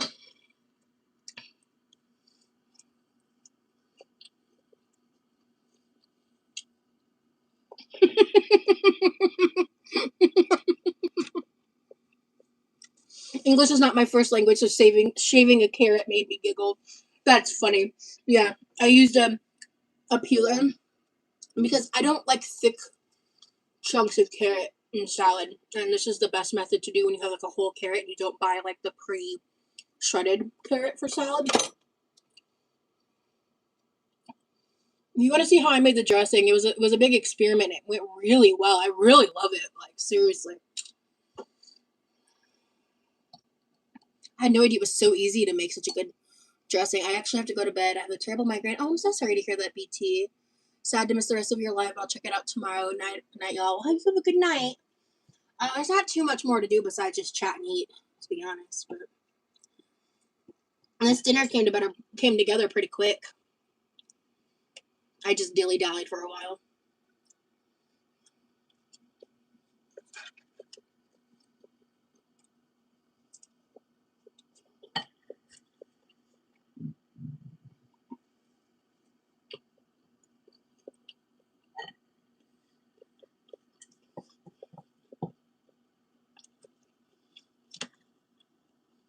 Seattle is stunning. It's sad people no longer respect it. What do you mean? Why don't people respect Seattle?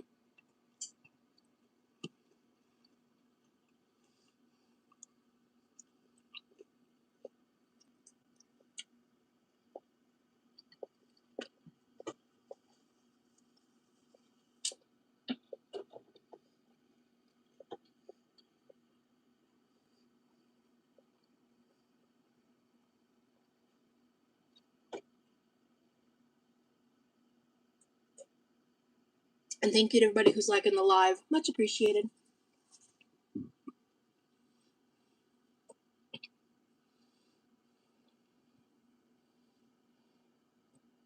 Baseball game and just touristy things. I'm just excited to take a break from the reality for a bit. I understand that. Homemade salad dressings are always better than bottled. So crazy how few ingredients can go into as well to make it something tasty. Okay, yeah, definitely. It's become so testing everything up, breaking all the art. It becomes a mess, much like a lot of places in the world, though. Oh, that's upsetting. I mean, you're right, though. I might have to buy another bag of veggies to use up the rest of that dressing I made, because I made a lot.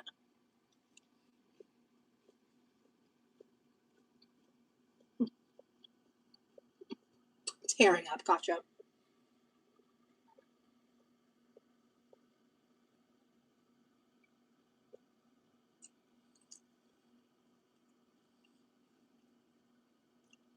I'm trying to think of other ways I could use that dressing besides putting it on salad. Can't really think of anything.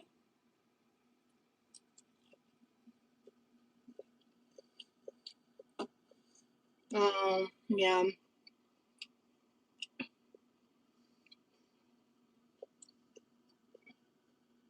I see what you mean, Emily.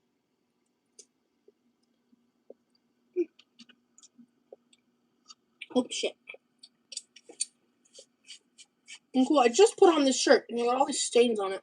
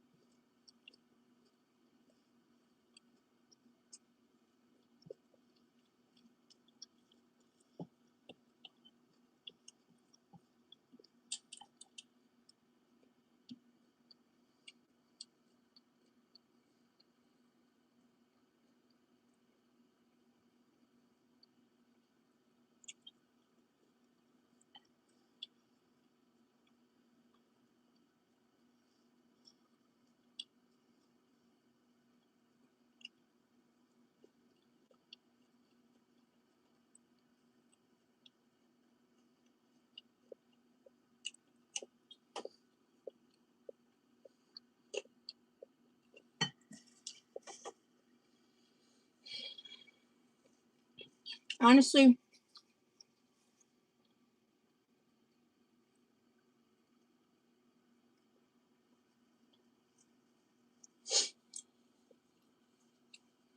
the past week, but especially the past, like, what's today, Monday, Tuesday? Past, like, 4 or so days have been really crazy. Obviously, with the documentary coming. I haven't really talked about it much this live at all.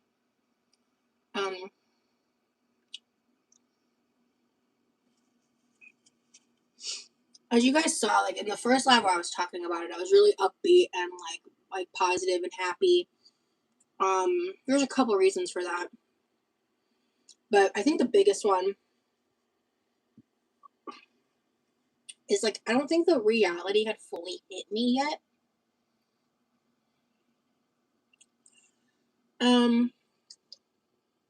How did you get involved in the documentary? What am I allowed to say?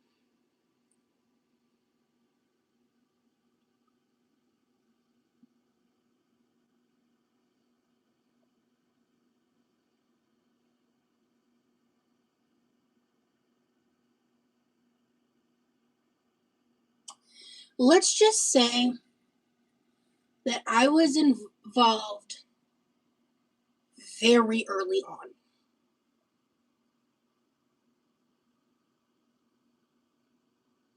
Yeah, I'm gonna leave it at that.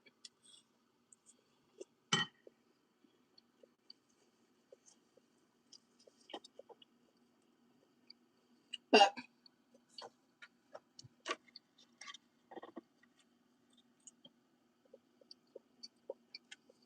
there's just so many opinions and people talking about things they know nothing about. And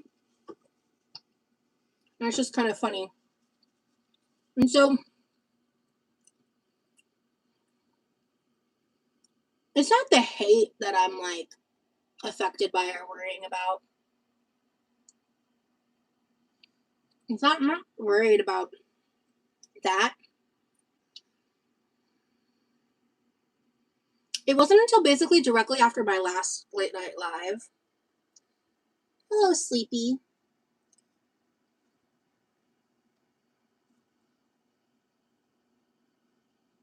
Thank you. I'm not interested in cooking school. No, I appreciate that you like my bracelets. What was I saying? Oh yeah. It was like very shortly after that live ended. I feel like everything just kind of hit me. Like, as like the days passed after the announcement, as I was like kind of just thinking things over, some of my memories started coming back. I remembered some of the things that I talked about, and it just kind of like hit me like a Mack truck. Like, I talked about that on national television about me, by the way, just to be clear. And it just kind of like all at once. And I actually had the biggest panic attack I've had in a very, very long time. Like at least 6 months, if not longer. And I'm fine. Like, it was just kind of like an accumulation of the whole week of like the struggling to sleep, all the other stuff I've been talking about with like how like symptomatic I was and stuff and all of that. And it wasn't until like around that, it wasn't like immediately after I got off the live, it was like a little time had passed, but it was like that night/morning. I think that is a very normal reaction for you to have given the circumstances. Yeah, and I agree, Bridget. Like, and I do. Like, and I got through it, and then I eventually slept, and like, my boyfriend was just so helpful and so supportive and so sweet, and was really there for me throughout that. And you know, I just processed it and moved on. You know what I mean? But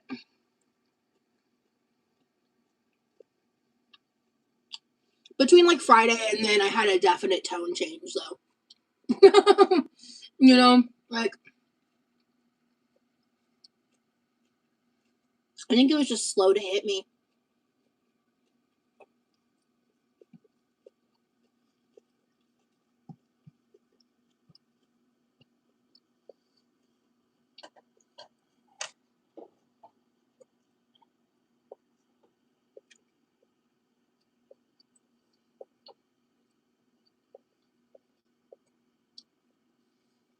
Hello, toe beans.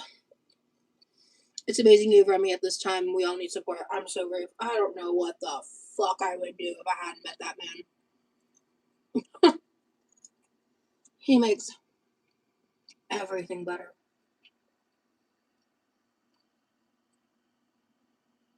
Yeah, he makes everything better. It's as simple as that. His presence just makes everything better.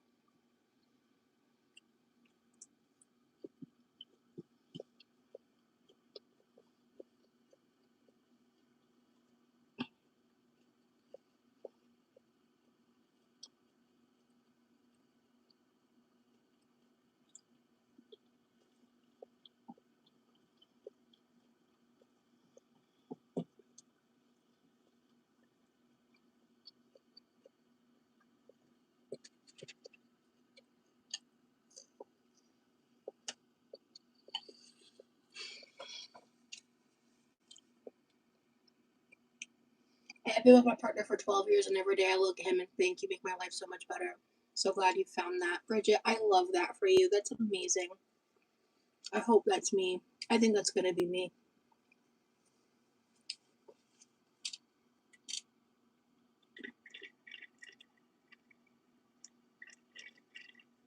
I need to get more water.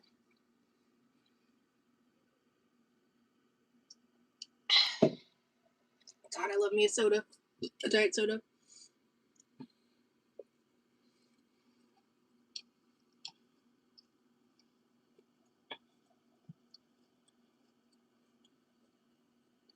Oh, we are. When it comes to like that, are you guys ever planning on not being long distance?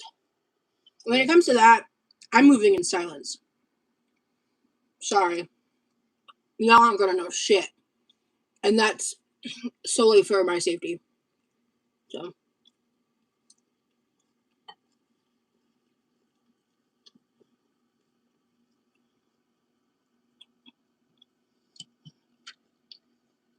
If you're new here, there's a lot of reasons as to why. So.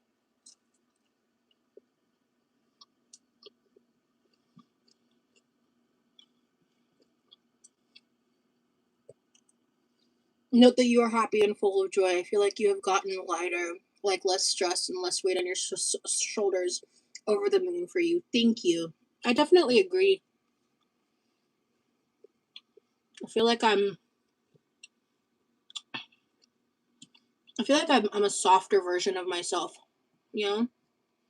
I feel like in 2025 I was super combative and harsh and defensive and jaded and scared, and my head was so buried deep in the sand on so many things.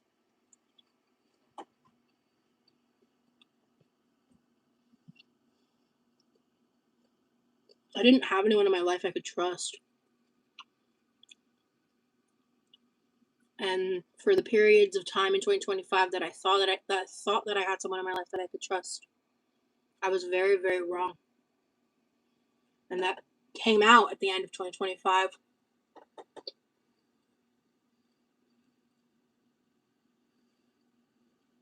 And those 3 or so months before I met Remy, after that exploded, I had never felt more alone in my life, or like ungrounded and unsettled. And I didn't feel like I had anywhere I could turn. Besides, like, my mom, obviously. But you can't, I mean, at least for me, like, I don't have the kind of relationship with my mom where, like, there's certain topics I just don't mesh well, I guess. And so I don't go as in depth on those. And it's just because, like, nothing bad, you know what I mean? Just like, I don't know. It just, I guess it depends on like your personal relationship with your family, right? But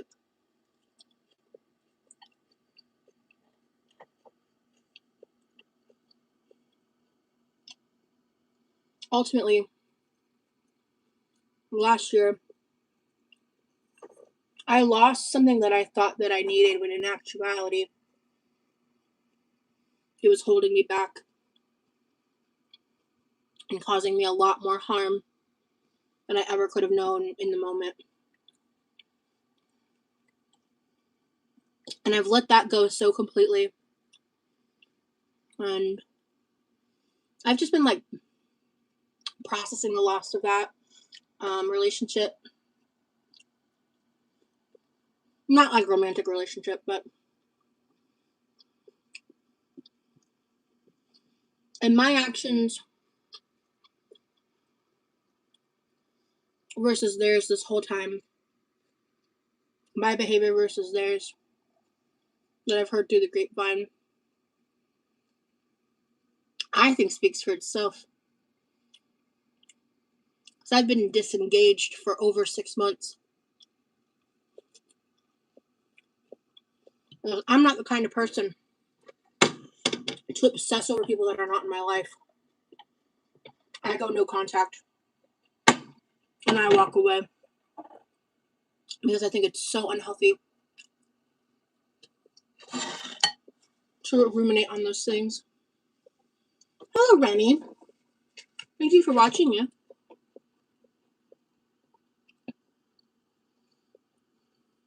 You share your life and people can't respect you or your privacy. That's so real. Yeah, I get what you mean. Some topics are just better not discussed with the family. Yeah, that's all I'm saying.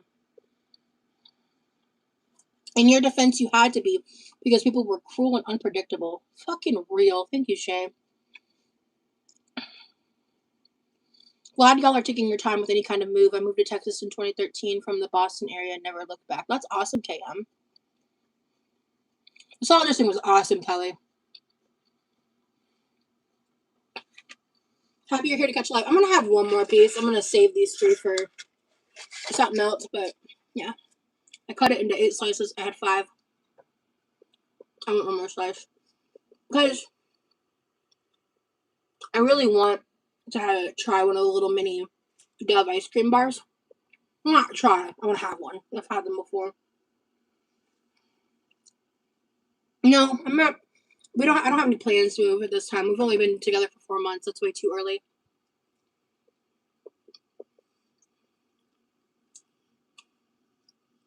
But anyway, as I was saying,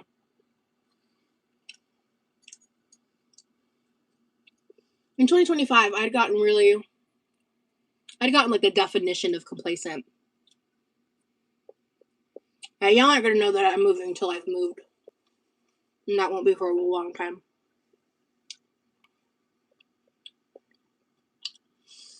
So yeah, here's the living situation, okay? My parents live out in Norway full time. My dad works in Norway full time.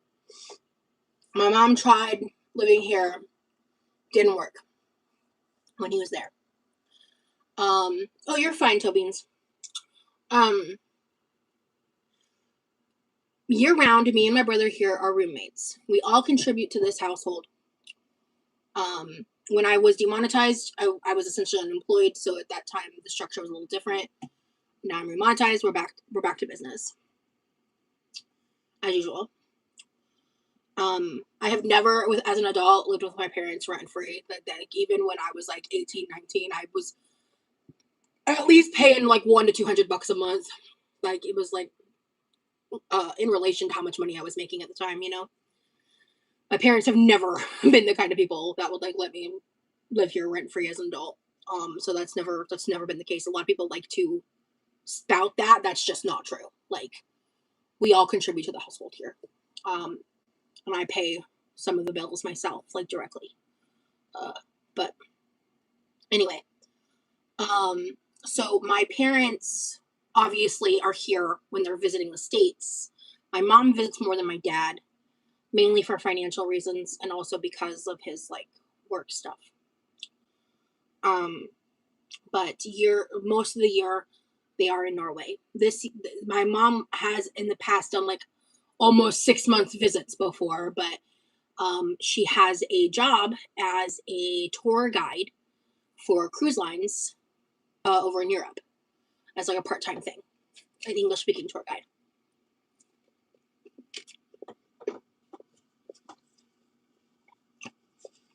And so, yeah. I forgot what I was talking about now, but oh well. Hey, Jessa. I'm working a night shift. Having a smoke break. Well, good for ya. Don't take this as hate, but you tend to focus a lot on negativity and struggles. Do you ever worry the negativity will affect your relationship since it'd be quite draining to be around? Well, that's definitely backhanded, girl. Let's start there. You can say don't take it as hate, but that's pretty fucking backhanded. Like, let's keep it 100. I will say,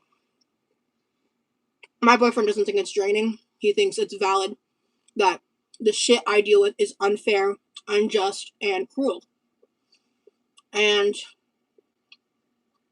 it's hard. Oh, that was so gross. I'm so sorry. Hold on.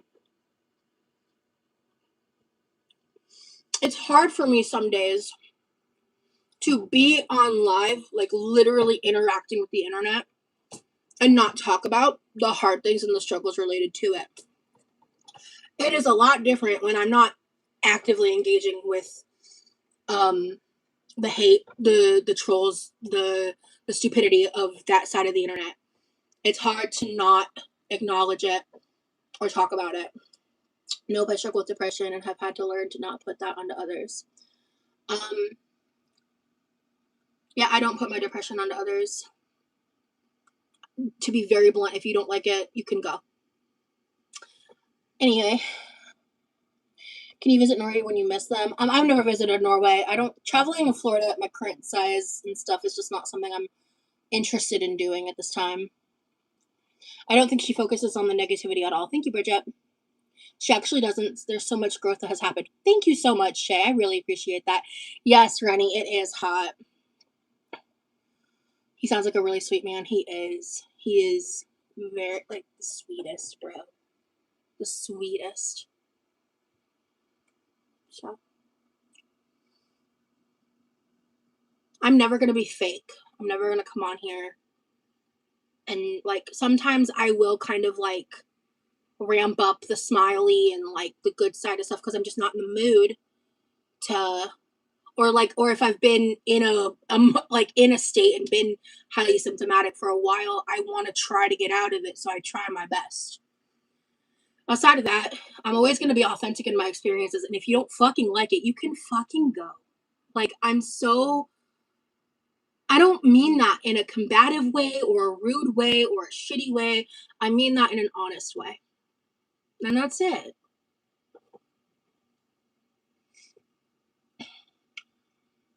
Oh, I didn't even think of that part. Honestly, flying to the European area is such a long flight. Yeah, exactly. Now, do you find it hard to have your bro as a roommate? No, I would never want a roommate anyone else other than my brother.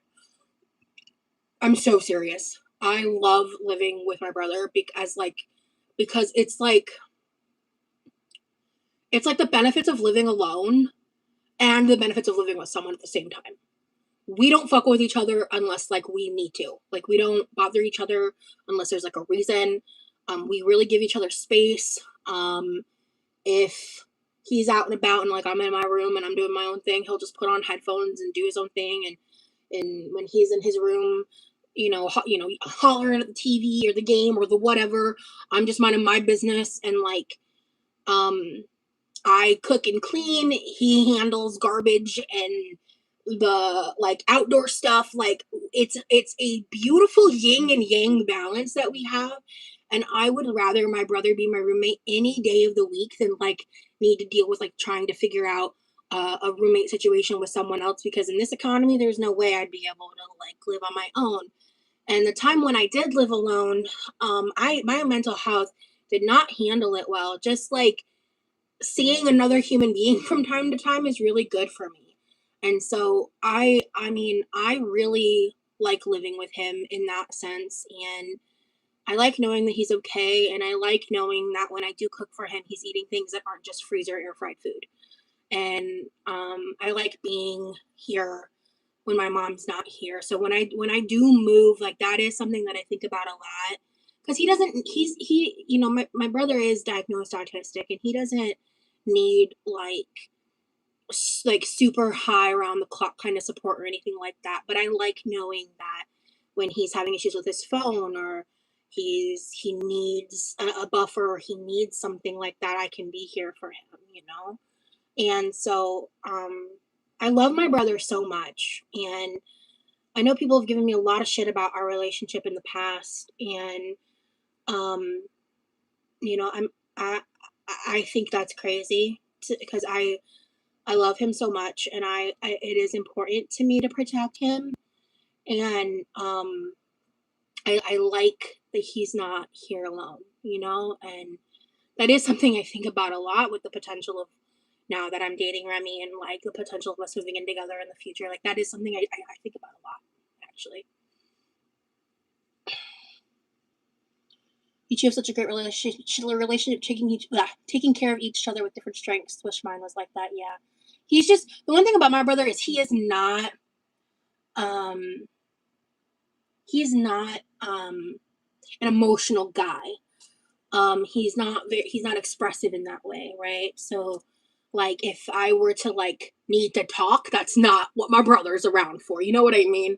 Like that's not the relationship we have, and that's just not how he is, right? So let's see. No, he's fine. As long as I'm not like hooting and hollering and being crazy, he has a certain setup. Like again, as long as I'm not hooting and hollering, he falls asleep, he stays asleep. Actually, what's more likely to wake him up is if I was like frying bacon. If he could smell super strong smells like that, that's more likely to wake him up than for me talking here.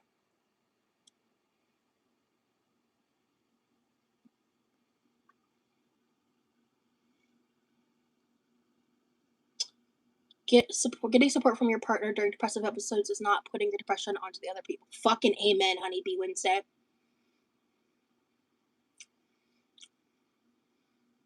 I actually have asked him 2 separate times now, and I don't bother him in the kitchen when I'm up this late. I've lived here for years, guys. He would tell me. In fact, when I am too loud, he texts me and lets me know. And that's generally when I'm in my room anyway, not even out here. Actually, it's worse if I'm in my room.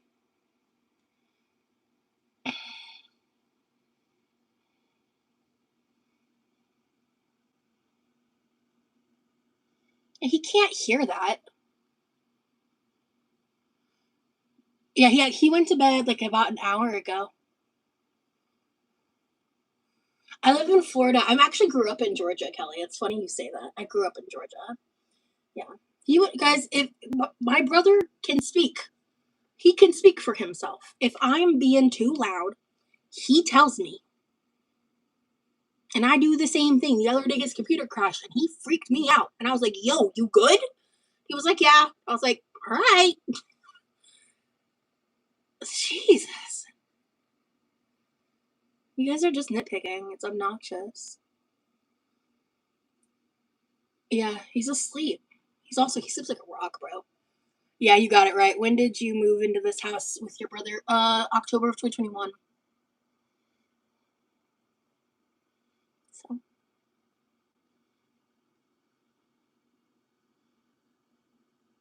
there are people in certain communities that will never show you grace or acknowledge any growth. That is a them problem. Thank you so much, honeybee.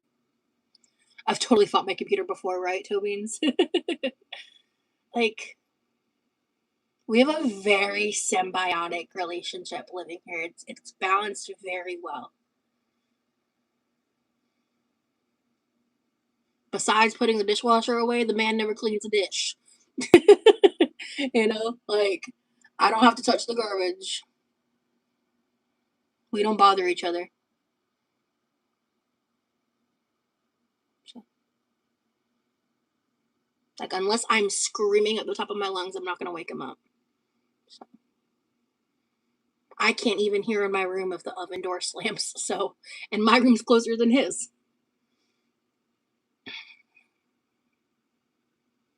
People nowadays don't understand families actually being close and caring for each other. Fucking real. People find the strangest things to nitpick about, right, Mona? Wild. As long as he has his rules, he's happy, lol. Or haha, yeah. Yeah. Yeah, sometimes he comes home and he has homemade bread to eat. He's fine. You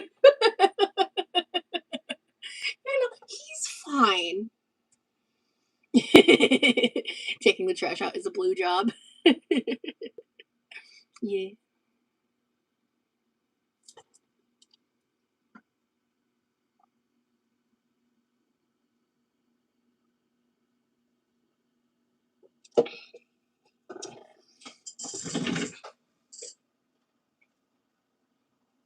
Ooh, this is actually pretty cold. Good. Cool. Actually, yeah, it's colder than my pizza, probably because it's been sitting on the oven. Let me move that over. Okay, I will do him the solid. I'll cut him into fourths. You think he likes that better than the smaller slices? I want to come home to fresh bread, right? Hey, Sean, I'm doing good. So I'm doing surprisingly good, honestly.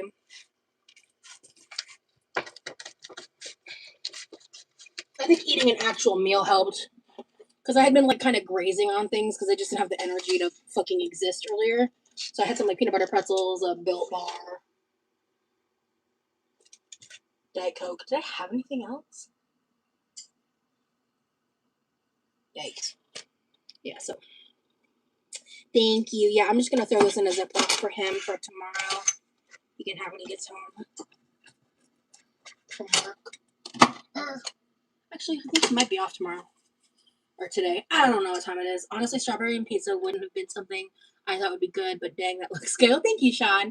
Yeah, I mean, honestly, it wasn't bad. Like it's just like a sweet, fruity, tangy dressing, you know?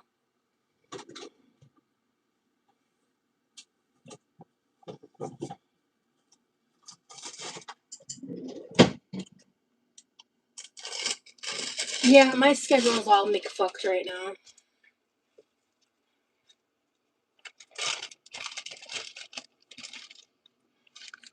This might not be put away perfect, but whatever. I don't know. I don't know what I'm doing.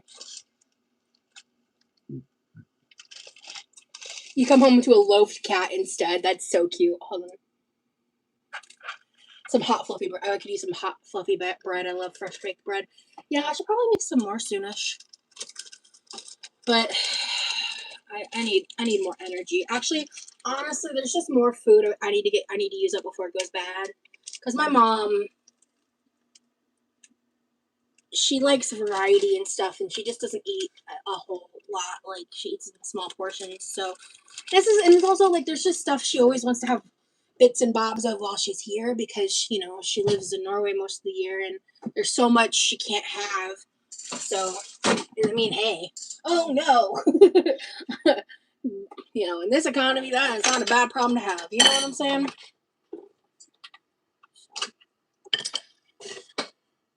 But that's why I wanted to make sure, like, I want to use up that lasagna sauce. The rolls you made for Thanksgiving, I need those. Yeah, I love. So, my sandwich bread recipe is like a similar version of that roll recipe. I love it. The food here and the food in Norway for her. I mean, it's just like it's. I think she's answered that before. I think like the biggest difference is just like there's so much like comfort food type stuff, certain types of ingredients that are just not accessible out there, and like there's just different like things, like little things from Publix or this place or that place, that she can't get access to. Um, So she just likes to have that different variety while she's here. And also she loves to cook for us. Like, she gets sometimes, like, it's crazy how she'll, like, think she's not doing enough when she's literally, like, cooking her ass off and doing all these wonderful things. And I'm just like, Mom, you're awesome. Like, we're so lucky to have you. Yeah, that definitely, the sweetness factor, and just, like, they're very bread and cheese heavy. And, like, there's just a big difference. Time went so fast. Oh, it's way past my bedtime. Good night, Rosie and chat. Good night, Allie Wally. Have a good night. I'm just yapping. I am probably about to get up. I think I'm going to give myself probably a little more Diet Coke because I want to try, there's these, here, let me show you. They're like little mini Dove ice cream bars, like on a stick. Here, I'm going to put that pizza away, and also I need to refill my water. Let me fix my shirt. Hi, I'm new, so I don't really know. I'm not currently on a weight loss journey at this time. I'm just trying to get through my days right now. And I don't want to go more in depth right now, to be honest with you. Like, no disrespect. I just am not in the mood. I appreciate you asking. I know I have some content on my channel that, like, talks about that topic. So I know, especially if you're new, you might be curious. So I get it.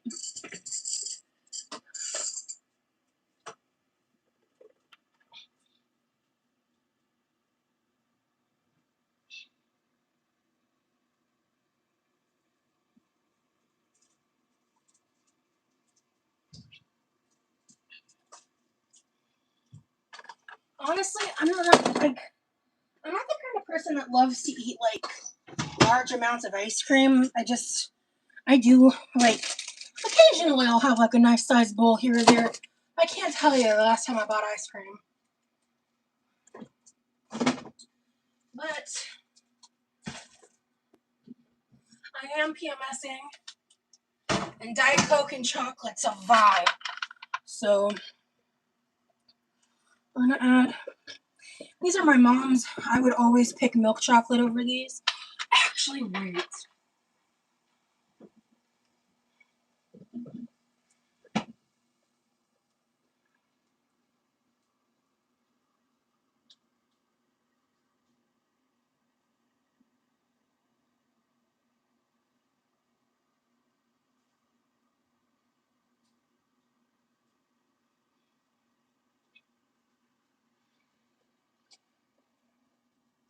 I don't know if she forgot to take these with her when she went to go visit other family or what. But she left a bunch of European chocolate in the pantry. And I'm actually debating, do I want some of these or do I want this?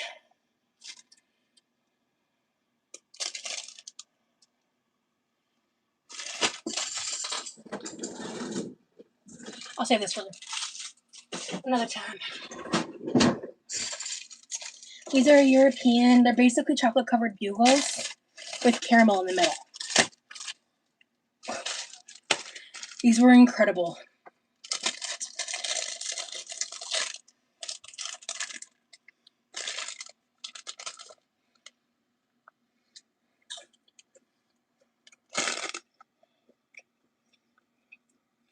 Oh my god. Oh my god.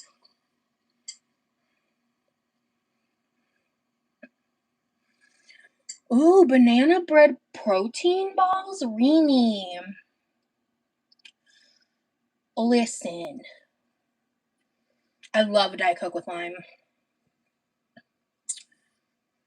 Well, yeah, I'm literally on my cycle, so that's why this is happening. I had salad, don't judge me.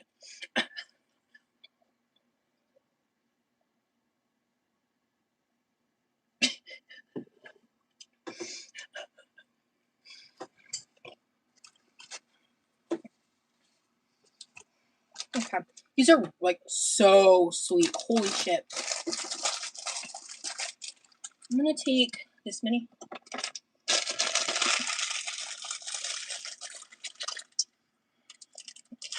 These are, like, really sweet, to be honest with you.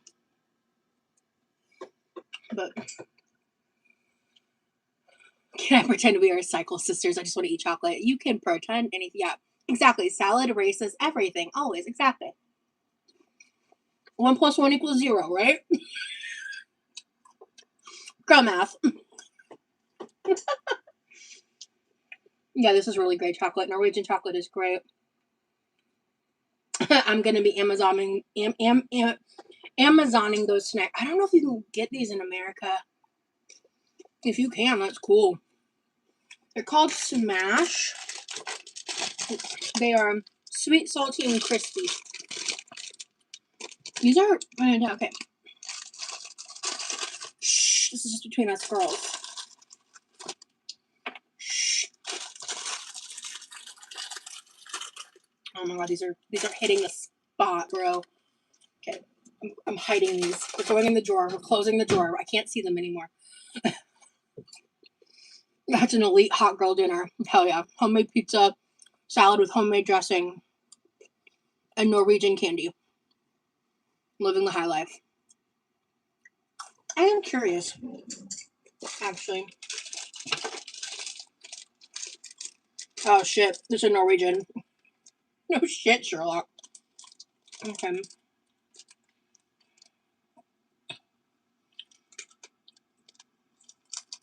And I think 100 grams is a serving.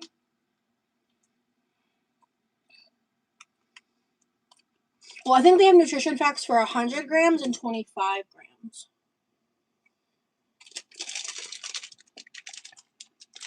It's in Norwegian, so that's definitely fat, carbs, protein.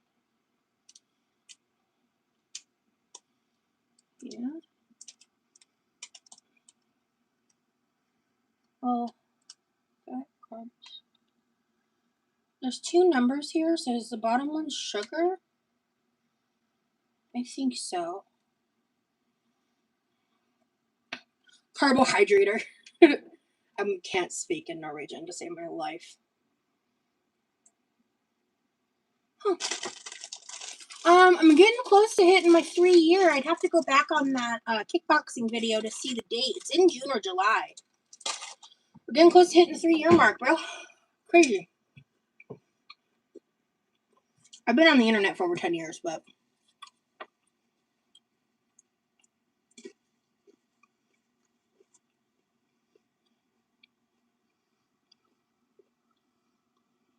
I just want to know roughly what a serving was, but I can't decipher it because it's Norwegian.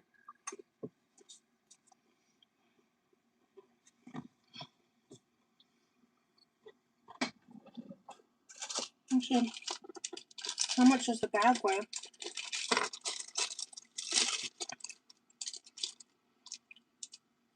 Oh!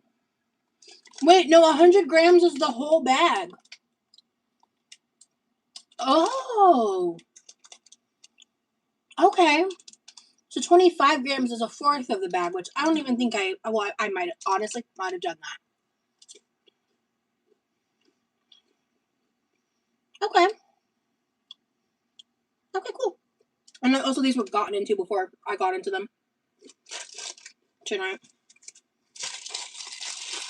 Oh, okay. Cool.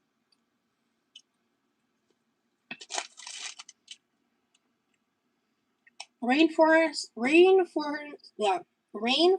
Alliance, People and Nature, cow. I wonder if that means it's ethically sourced. I don't know. I'm just yammering.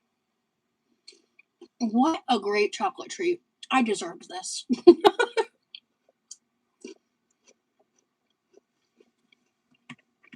$20 on Amazon? Oh my god. Yeah, probably because it's international. I know my mom didn't pay $20 for that. Did a brownie earlier. So good. Nice. What a nice little chocolate fix. Okay, well now I know that.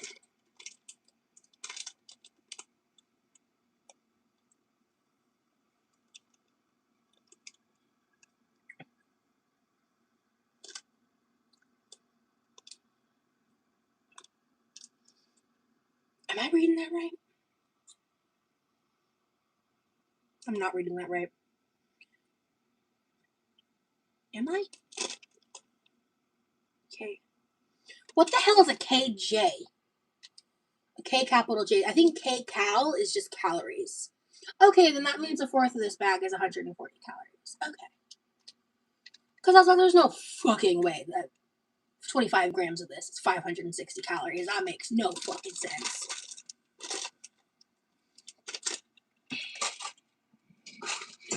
Okay, so the best video to watch about my backstory is actually not on my channel. It's the interview I did on the We're All Insane podcast. If you type in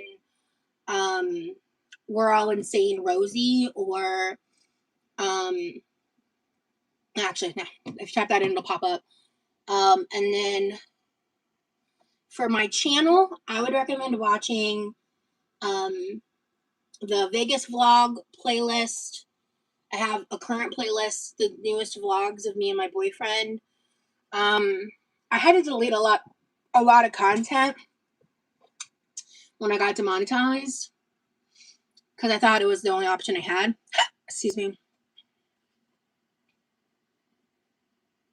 Yeah, that sounds right, Miss Username, because like, so it has KJ/KCal.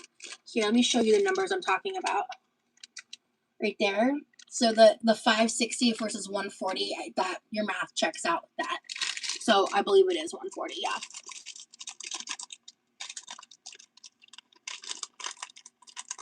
Every 3 pieces for this. I don't want to know that. Or for something else, because that's crazy. I've seen the new boyfriend things. Gotcha. Yeah, that's the most current content. There's lots of vlogs, honestly. Yeah, there's like older vlogs. A lot. Unfortunately, if you're watching my backlog of content, there's going to be chunks missing because I got demonetized, and in an overabundance of caution, I deleted a bunch of stuff. And prior to that, I very rarely deleted content.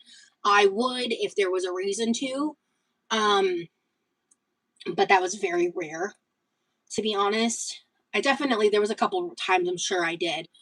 I grab a few, blink, and they're gone, right? When I learned the calories of Oreos, I cried. Oh, I'm sorry to hear that. I haven't had Oreos in a hot minute, Kelly. I think the J is just their unit of measurement. Oh, okay. Don't feel bad for asking questions, please. Please, please, please ask questions.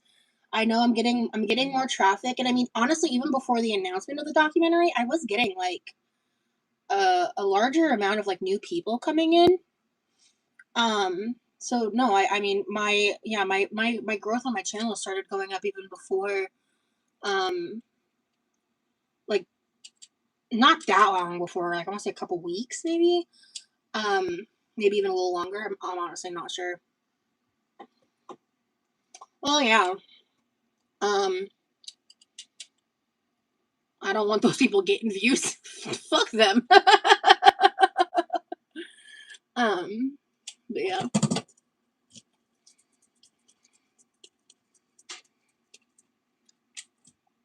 Because they're sitting there saying nasty shit and half of them are lying.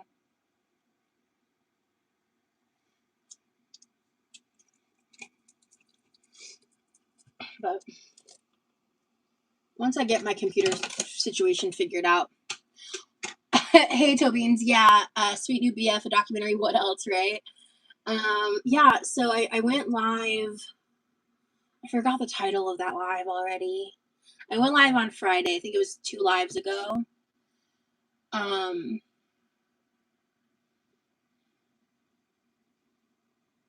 No, Clarissa.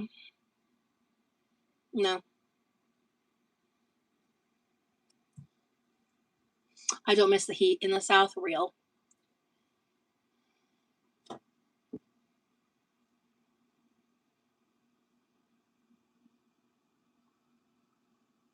I'm wide the fuck awake.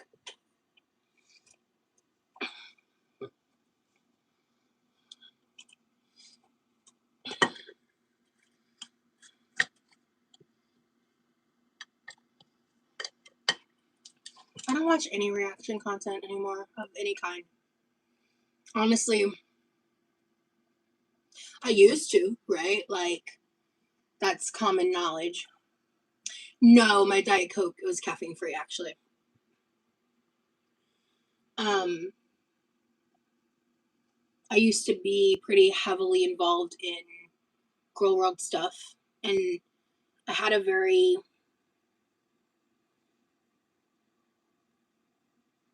unhealthy cylindrical dynamic with it. And I was like, I went back and forth on it for a while.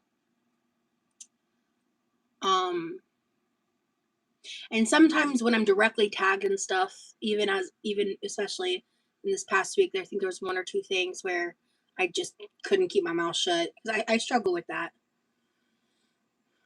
A lot of people still like tag me and shit. Whatever. Um, I block them as they come. So, um, but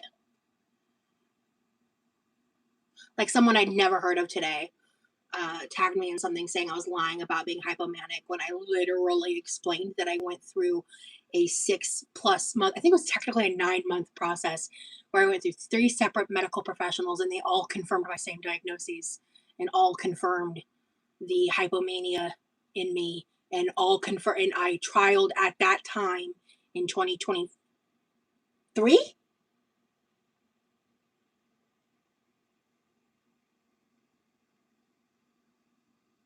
Pretty sure it was 3, not 4. Pretty sure it was 23.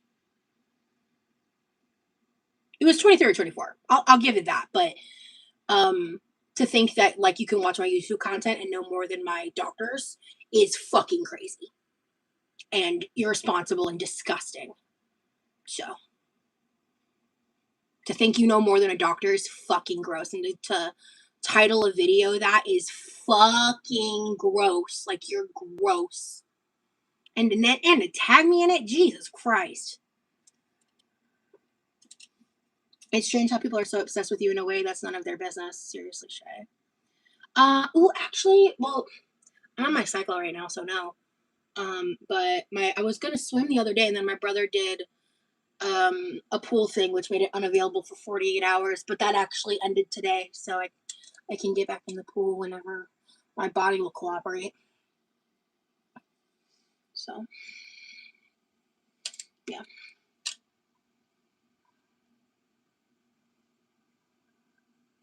My cramps are cramping right now. Yeah, so anyway, that's my thing with that. It's just like to think that you know better than my doctors and you know better than me what my health issues are because you watch my videos. Yes, I do have MDD. Yeah, I do. And if you listen to what I actually said and fact check me, you would know I'm 100% correct.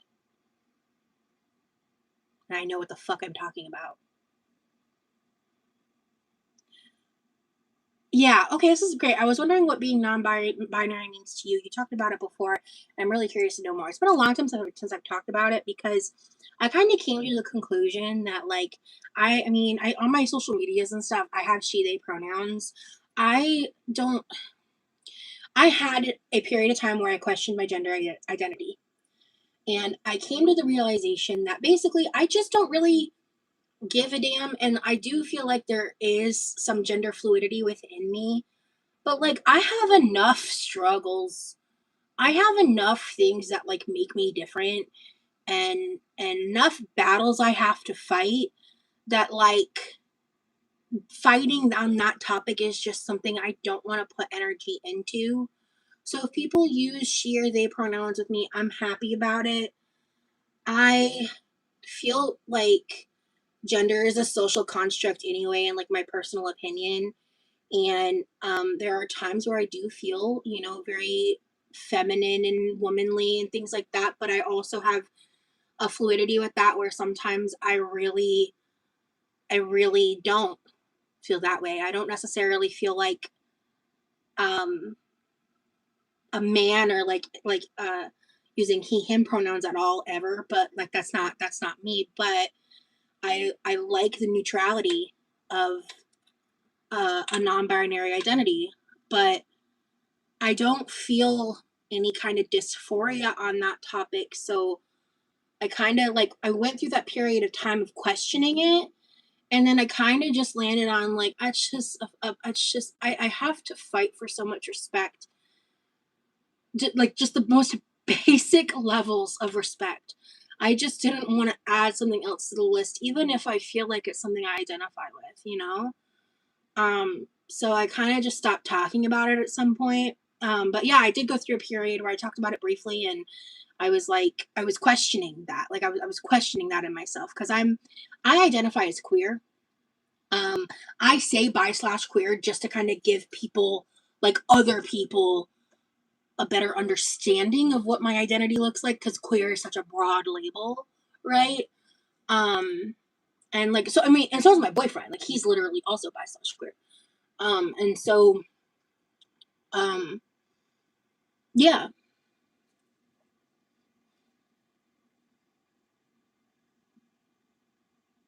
I do want to talk more about that, Kelly. I am not polyamorous. There was a time in my life where I believed I was, and that ties into the trauma of it all. And it's a very complicated, nuanced topic. And that is something I want to talk more about in depth, just not on live, because I want to make sure that I'm speaking accurately. But what I will say is that polyamory was something that was used, a tool that was used by the man that stalked me for 8 years. And in and believing I was polyamorous when I'm not caused a lot of problems and strife in my life, and it added a lot of toxicity on my end of my relationship with my ex. And coming to the realization that I am not polyamorous, and that was something that was used as a control tactic and a fucking brainwashing tactic, honestly. But it's very complicated, and it requires like trauma dumping, and I just don't want to do that right now. But I once believed that I was. And it wasn't until either 2021 or 2023, because again, I can't remember the specifics, but it was one of those years was when I came to the realization that I was wrong. And I had a lot of unpacking to do on that and healing to do on that. Nothing against polyamory, or if you're polyamorous and that works for you, that's awesome. But I believed that like that was the only way I was going to be like happy and all of that. And I was so wrong. And it's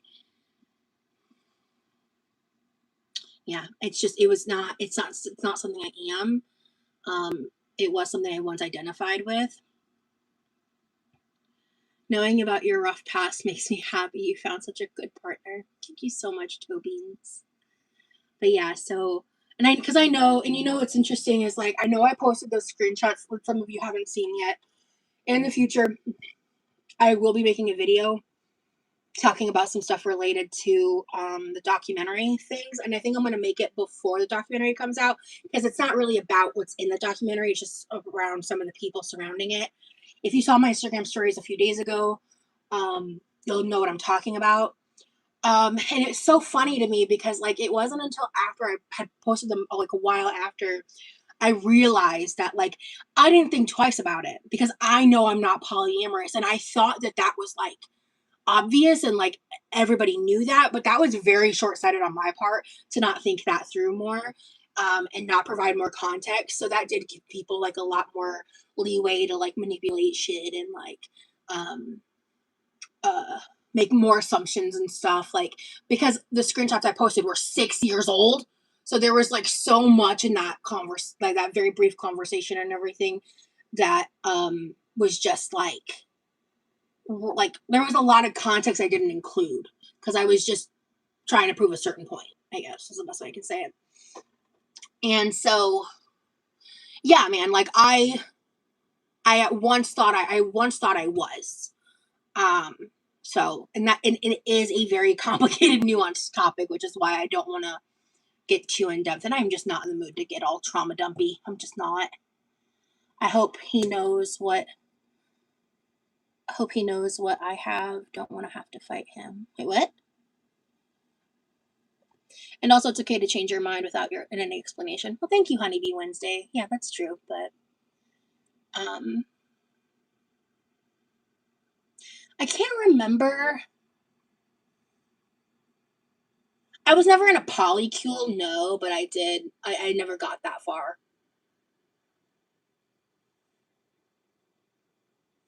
Have you heard of demi in terms of gender? I think so. I related more to like agender, like gender fluidity when I was looking into it, but if you have hypomania, why are you not bipolar? Are you taking any meds?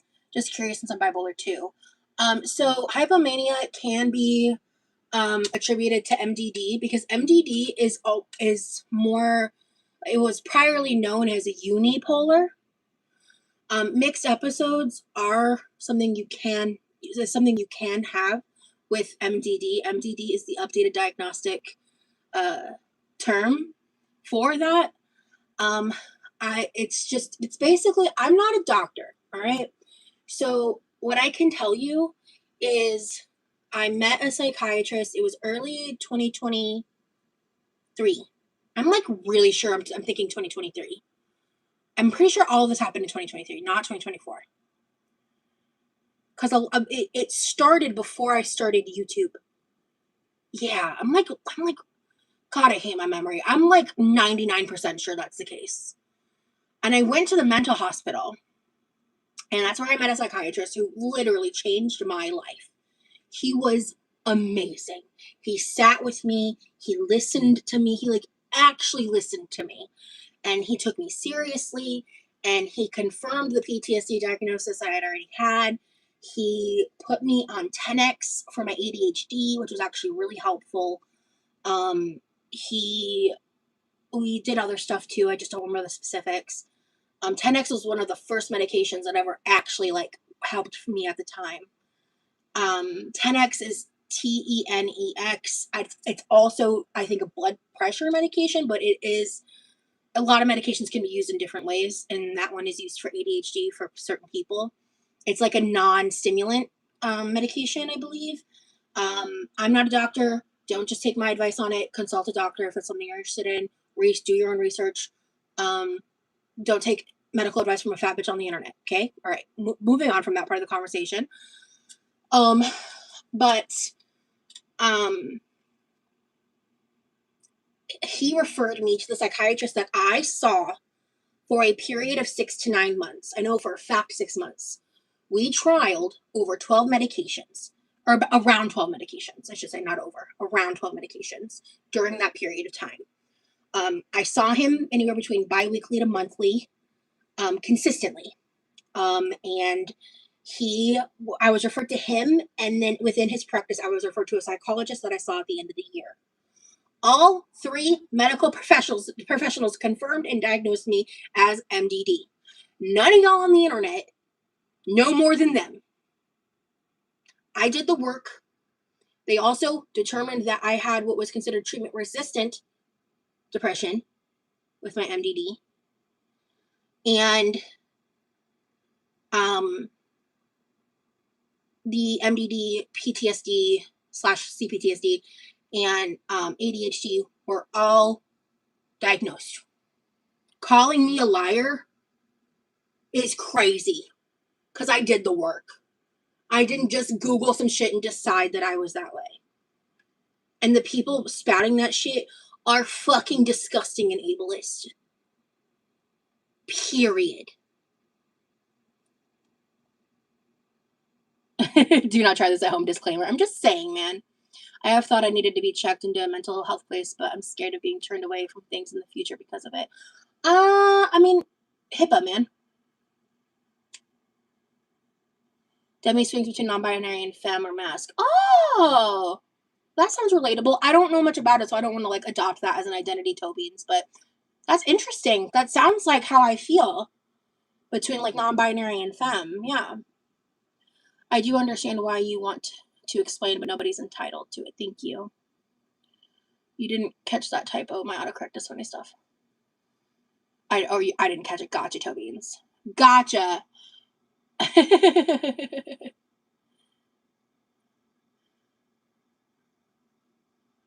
So, yeah, man.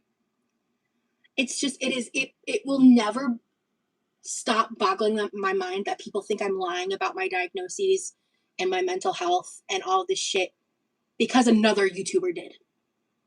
Because that's the basis of it. There is no evidence that I've ever lied about this shit. None. None. I've always said self-diagnosed or self-determined when it comes to autism. And I've always said shit I'm actually diagnosed with.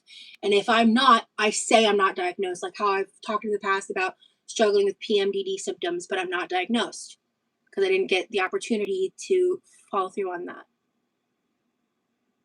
Yes. Yeah, so actually, no, I had psychosis triggered by medications before. Have I had hypomania triggered by medications? I actually don't know by memory. I've had medication-induced psychosis issues due to medical malpractice in 2020. I've had 3 episodes of that I can recall. One in 2020, one in 2021, and one in 2023.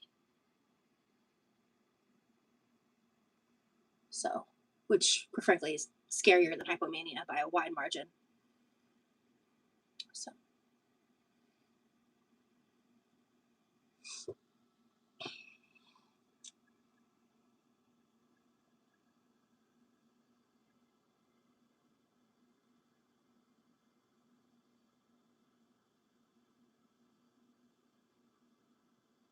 Like, it's hard because I find it baffling and it pisses me off, man. It's cruel. It's baseless claims that are used to try to paint me out as a bad person. And I don't get it.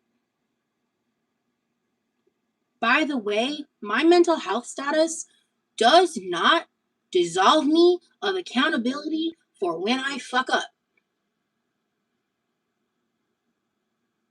It's just what I deal with. Oh my gosh, hey, Chamomile, good to see you. So yeah.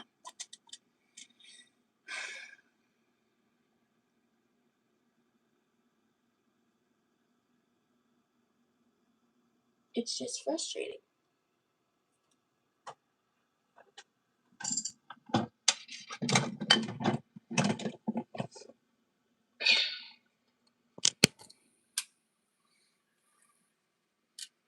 Got enough to deal with body fighting uterus, right?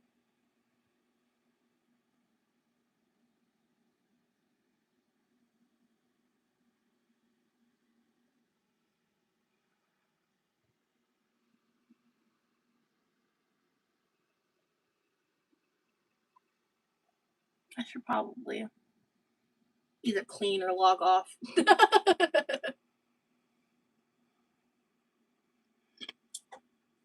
Oh, no, I'm out. Damn. Hey, Chamomile, missed your lives. How are you? I'll rewatch the live later, but is everything okay? Yeah, I mean, most of the live was good. We kind of got on a serious topic here near the end. I'm just rage clean. I don't know if I have enough energy for that. It's like, oh my god, it's 4:15 in the morning. Jesus. Clean, don't leave me. I'm just, suddenly the cramps are really bad. And I already took ibuprofen at the beginning of the live. It's too soon for me to do anything else about it. I kind of like, I potentially could sleep. Gotcha, Shay. Thank you so much for being here. I think I might just, well, I could probably at least get some water and do the ice. Yeah. Oh.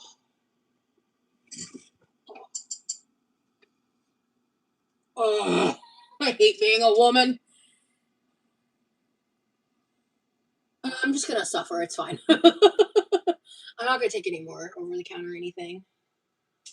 When I was in my mid-20s, I experienced like ulcer-like symptoms. At the time, I didn't have insurance, but I was taking prescription ibuprofen starting around 14 years old pretty regularly because I've always kind of had ache and pain issues,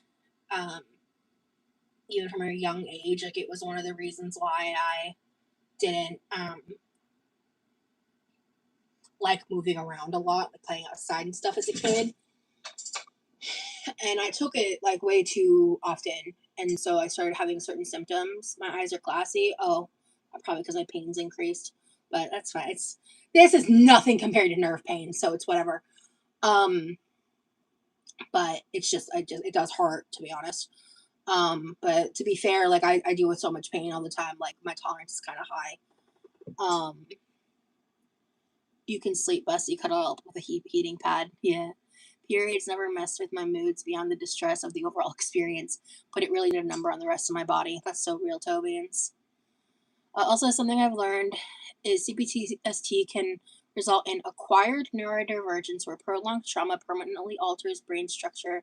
I know people like to discount that, but it's true. Yep, it is true. And then when you mix that with like actual neurodivergence diagnoses too, like the ADHD of it all, yeah, very true, because trauma shapes brain, especially as young. Yeah, and unfortunately, my trauma started at 6 years old, so nerve pain is next level bad. I feel for you there, girl. Thank you, Mona. Yeah, it is awful.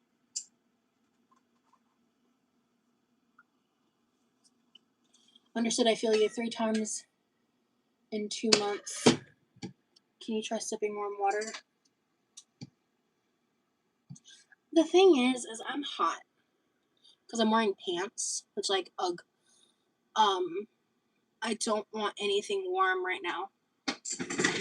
It might help, to be honest, but I'm hot and I can't jump in the pool. So if I could jump in the pool and drink a little warm bev, that'd be a vibe, but I want to cool down my core body temperature a little bit. TBH. It's water time.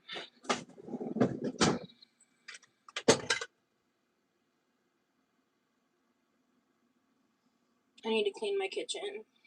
You know what I don't want to do? Oh, if my brother didn't unload the dishwasher, I ain't doing shit. I'm being so transparent about that.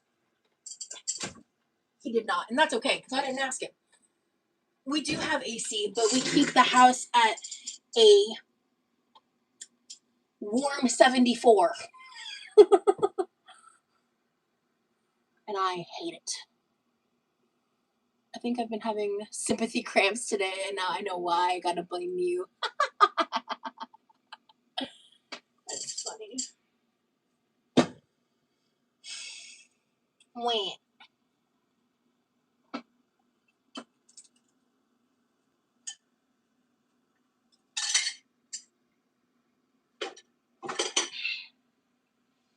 I should drink less soda, lol. Hand over the water. Nice. I have had a couple of these today, but I did have a decent amount of Diet Coke today, too. Nothing crazy. Yeah. 74 is insane. I mean, listen, I respect my parents. That's it. Yeah.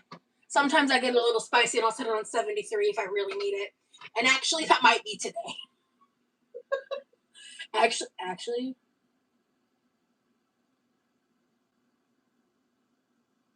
that's gonna be today.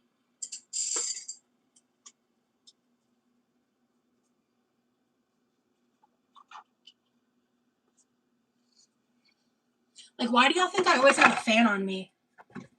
Like, my house is warm. It's one of the reasons why I love winter in Florida. Because I turn the heat off and the house is colder than with the AC.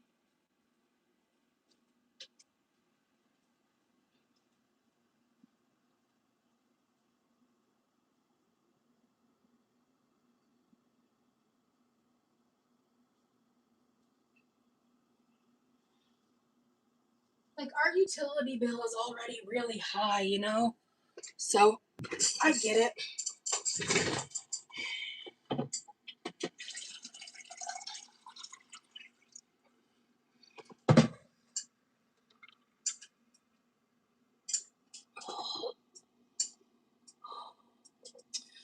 I might have to hop off soon, guys. My pain is escalating a lot all of a sudden.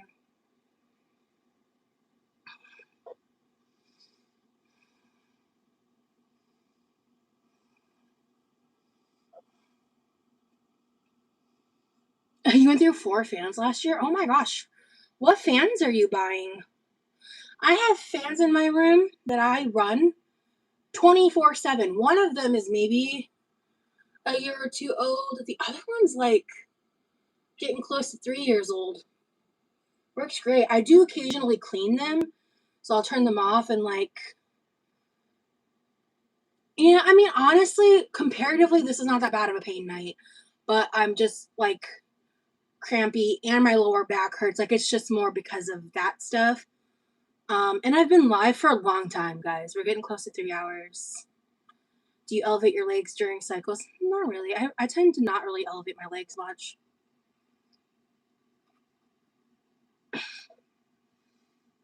Yeah, I don't stream from my room.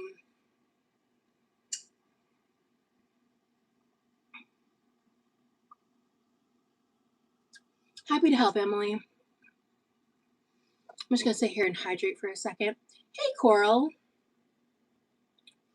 I'm gonna dilly dally because I'm gonna do the ice before I go, so we can chat a little longer. Ooh, cold.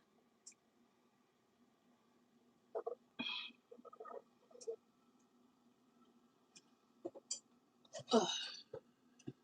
I'm in okay. Yeah, sorry, Tobians. I want to go lay down. If you missed the earlier part of the live, you can always catch it. And also self promo. If you want more content and you've never been a member, $2.99 a month. I've got backlog content of live streams and videos that you're welcome to watch. You're going to graduate from college today? Congratulations, Coral. Oh my god, my sleep is very sporadic, and because I struggle with insomniatic symptoms and stuff, so.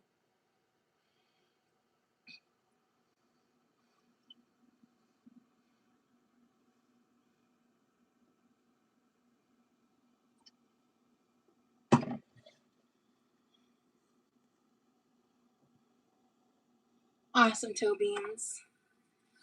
You look so nice, by the way. Well, I think I look wild, but thank you. I appreciate that, Coral.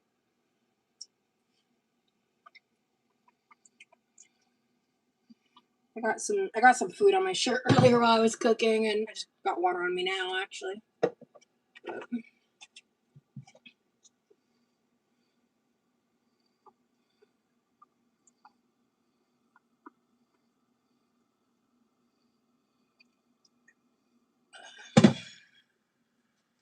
Nonsense. I see inner beauty in all women, no matter what. Well, Coral, you've been sweet to me for years, so I appreciate you. Is there a recipe food that you're really good at making? Like everyone says it's really good. My grape salad, my homemade mac and cheese. I make a good sandwich bread and milk roll. I'm afraid to sleep. My partner said I've been acting strange lately as I sleepwalk. I didn't even know I sleepwalk. That's crazy. Like, I'm sorry you're experiencing that. As a kid, I did sleepwalk a little bit. One time, I ate in my sleep that, like, I know of. It's so crazy because actually, I think it was more than once. It was when I was really young. Like, young. I remember one time, I thought I was dreaming. And I thought it was so strange because, like, in the dream, all I did was go downstairs, walk into the kitchen, grab a bag of sour cream and Lay's potato chips, and like eat them, and then that was the dream. Come to find out, I woke up in like a half sleep state and did that, and then there was other times where there was this one time I remember specifically. I don't remember what the food was, but like I went to bed, and when I woke up in the morning and we were like all in the living room and stuff, on like the side table and somewhere in the living room, there was just like a container of food there that I guess I'd ate in my sleep. I think it was like a stress anxiety thing. I don't know. I mean, I had PTSD as a child and no one knew. Like, you know, like I had issues in my childhood too. Because, I mean, I was 6 when all that started. But I want to try the grape salad so bad, but my husband doesn't eat grapes, and I know I can't finish it all myself. Quarter the recipe. Use like a cup of grapes, 1/4 of a block of cream cheese, well, I don't know, 1/8 a cup of sour cream, whatever the math, however the maths, you know. Quarter the recipe. And also, it does last a good few days, so you might even be able to have it in the fridge. Or if you get invited to like a potluck or a family gathering of sorts, you can always make it for that too.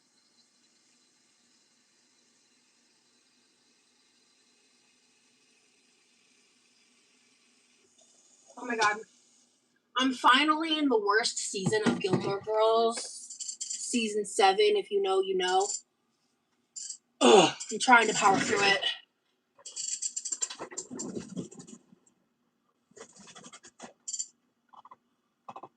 Like, fuck Chris, man. I hate that man. Anyway. Oh, yeah. So, if you take the Oreos out, you need to probably adjust the amount of cream, because it was a little too loose. If you didn't put the Oreos in to, like, absorb some of the moisture. Because I used an Oreo crust still, if I remember right.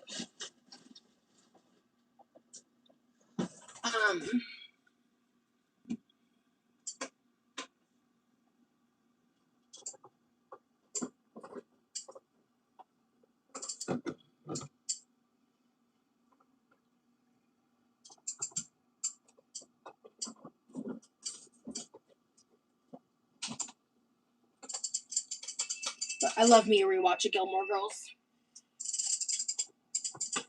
But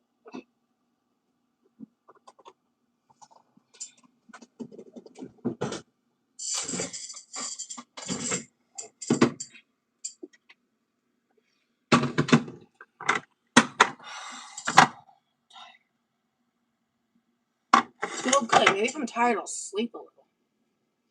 That'd be lit.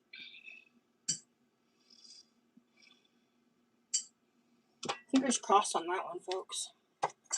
You're more of a One Tree Hill girly. You know, hot take, I don't even think I've seen that. Surprisingly. Thanks for a heads up. Not a huge fan of Oreos. Yeah. I mean, like if you follow my exact recipe measurements and stuff, I would maybe take out like 1/4 of a cup of the liquid. Because it just didn't set as, it was really loosey-goosey. You know?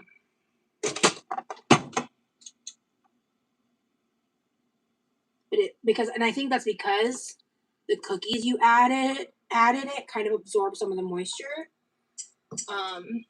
Should I pick up overtime on Friday? I can't decide. If you have the free time and you're able to still find time to like decompress and stuff, absolutely. Because it's extra money. You can do it. I believe in you. Back when I was younger, I used to I was able to work I would do like 10, 20 hours of overtime in a week, especially when I worked for Apple when I was like young and I had the energy before like my disabilities like really fucking disabled me. I loved working overtime because my paychecks were dope. I miss being able. When I worked for my last favorite job I had back in 2024, I would try sometimes to do overtime, but I just even then I was struggling with my different shit, and like at that point I was also post concussions, because when I was working a lot of overtime, that was before my concussions in 2014 and 2015. Pretty sure those were the years.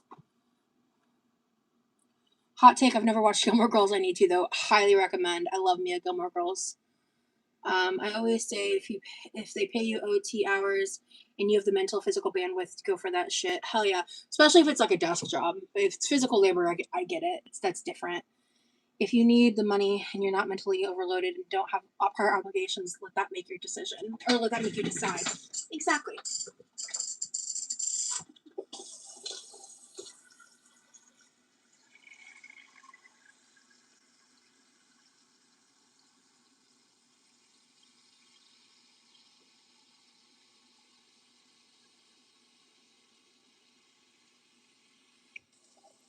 Like when I worked for Apple, I worked for a third-party company that had an Apple contract. I was an iOS tech support agent. I was a iCloud SME, which in that field is a subject matter expert. And I would run virtual training presentations with like over 100 people in them. And I taught people like the ins and outs of like the iCloud account support stuff, as well as I specialized in de-escalation, essentially, of like I had a really good I forgot what the percentage was called, but basically like the call escalation percentage, mine was really low. Like I was really good at I can't remember the phrase right now. It's bugging me. I was really good at call retention, like keeping the call and having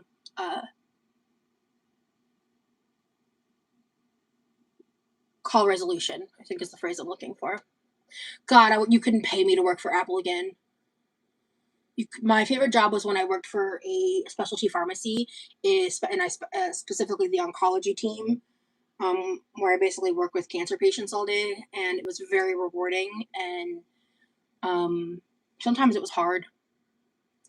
Sometimes it was really hard. You couldn't pay me to work for Apple again. Oh my God, because you deal with every type of person has an iPhone. There were times I spoke to like children. Like children. And we had policies and rules for that and stuff. But the big, like what I hated about working for Apple was like you dealt with just like all types of horrid people. People that just didn't know how to fucking regulate their own emotions. People who were super, super rich and obnoxious and treated you like the dirt on their shoe, but expected you to help them and expected you to be grateful to help them by simply giving you their presence. Ugh. You had to deal with like, oh my God, I love to tell the story. There was one time I was talking to a guy and he was calling basically because he wanted a basic like how-to tutorial on the iPod Shuffle. Okay, the iPod Shuffle was, if you don't know, a little device about this fucking big. It had no screen. You could plug your headphones into it. You could charge it and plug it into your computer. And it had a play button on it. It had a back and forth button on it. And maybe like 2 other buttons on it. Okay. And this person, bless him, said, there's this button on here. I don't know what it means. It looks like a sideways triangle and an 11 symbol.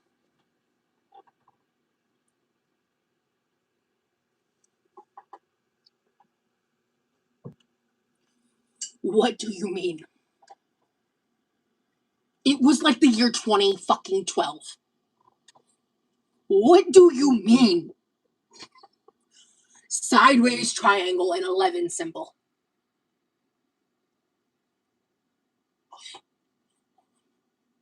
You've never used a VHS player? You've never held a TV remote? You've never looked at a radio? What do you mean? Sorry, that one still bothers me. It's been over a decade. It wasn't a troll call. It was a very sweet older person. It was not a troll call. I promise you, among the other questions, it was someone who is and that's the thing is, it boggled my mind because like every other question, I kind of understood why they were asking it. And honest to God, that's the thing. When you work for Apple, you get a lot of calls like that. But I mean, this person had to be like 70s, 80s. Like they were old. So like That was not a troll call. I know what troll calls are like. I got those too. I could tell you the worst call I ever had, but honestly, it's kind of triggering. Yeah, I've been cussed out left, right, front, and center for just breathing on the phones. I worked in call centers for a decade. How long ago did you work for the pharmacy? I got laid off in 2024. That was when I lost my insurance. I haven't had insurance since. You know, you would think it would be hard, and there were calls that were really hard. I think I'll never remember, or I'll never forget.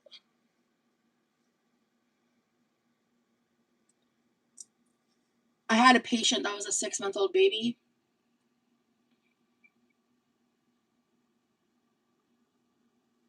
And I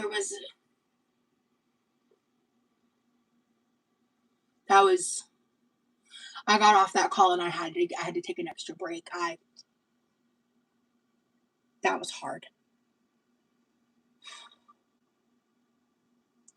And there was one call that was also, I think it was for a child in a similar age range, actually. I don't remember. I think maybe 1 to 3 years. And there was it was literally a life and death situation. And we were dealing with like the fucking, what are they called?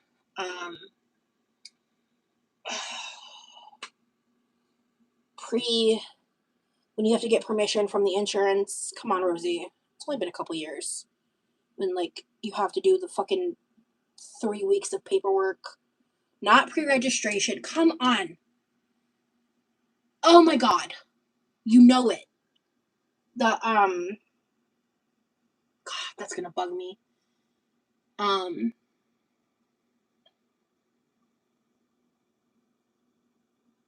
Pre-approval, prior authorization. That's the phrase. Thank you.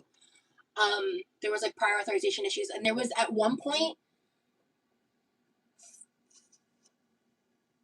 5 different parties on the phone, and I was one of them. It was like a crazy number of people, way more than a 3-way call, and I never really got a true resolution, but they were on path of like coming up with a game plan.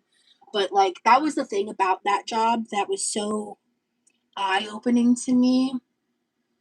Like seeing this, like how one person was paying like I remember one time I processed was it a $6,000 copay or a $10,000 copay as a cash payment for a chemotherapy. I think that's what it was. And like people, and then other people who were insured were paying $0 a month. And that was like after a 20% cash discount. Seeing like the back end of that stuff, I was already kind of radicalized, but that radicalized the fuck out of me. Like just really getting insight into like the administrative back end of the healthcare system. That shit radicalized me in a way that I can't even explain. Our for-profit healthcare system is repugnant at best. And I liked being a part of the system because I was there for the patients. And I loved advocating for them. And I loved it when I was able to fix shit. Before I went on leave, I was there for about 6 months, I think, or 7 months, when I got selected for the frequent caller queue pilot program. There was like maybe 19 of us, and I was in a training class. It was me and 2 other people. They both had been there for 2 years. I had only been there for 7 months, and my manager recommended me because I had such a high call resolution stat, because I was really good at like going through accounts, and like when I would get people, because like when I would get people even before this pilot program that they actually ended up implementing while I was gone, and it like became a thing, which was great because sometimes people were having to call back every single day, and like, because depending on who they got on the phone, they were just getting a runaround. And so I would, follow policy and do my fucking job, and figure out what the issues were and try to get them to do what they needed to do. And there was also just a lot of like fighting back and forth with doctors' offices, because not all doctors' offices are made the same. And I really loved that job because every day I woke up, when I would go to work, I felt like I was genuinely making a difference. Like, what I did mattered. And it brought me a sense of accomplishment. And I was so sad when I was laid off. I was laid off with like hundreds of other people.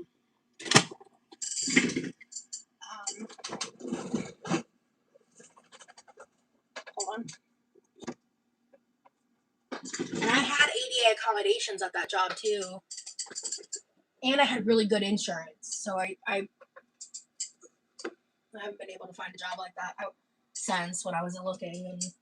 And I don't even know if I could handle that job now, given how certain things have escalated for me, but whatever.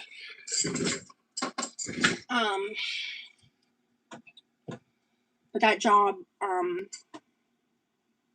is my favorite job of all time that I've had. I hate sales. I did sales, inbound sales. I've also done business to business sales. Hate sales. Just drains my soul. My last like out of the house job was a sales job.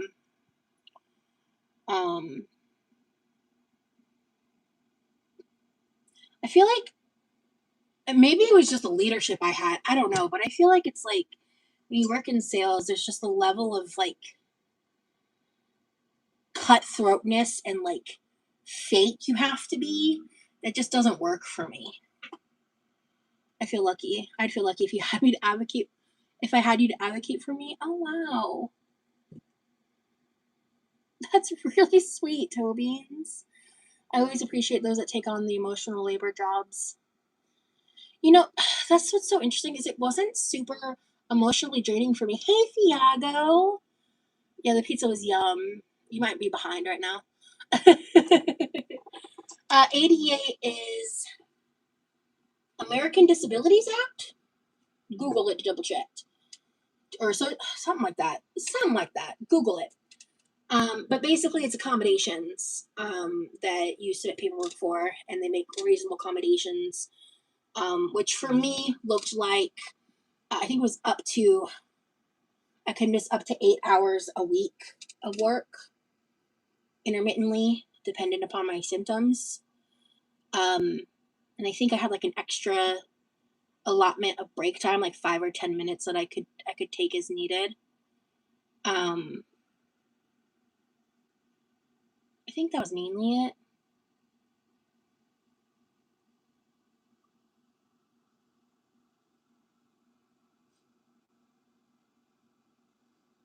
Did I get Wednesdays off? Did they reduce my hours to 32? I actually don't remember. I either might have, or I entertained that, or I did that for a period. I'm going to be honest, I don't remember. But, I might have had it one way and then switched it at some point, like just kind of like figuring it out as I was going on, like what worked best for me with my PTSD stuff. And like my like, because either that, like between that and solid, like, because I just have a lot of shit that I struggle with, man. Like it is exhausting.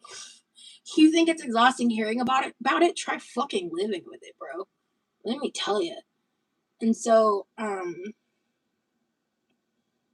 that was really helpful. But yeah. So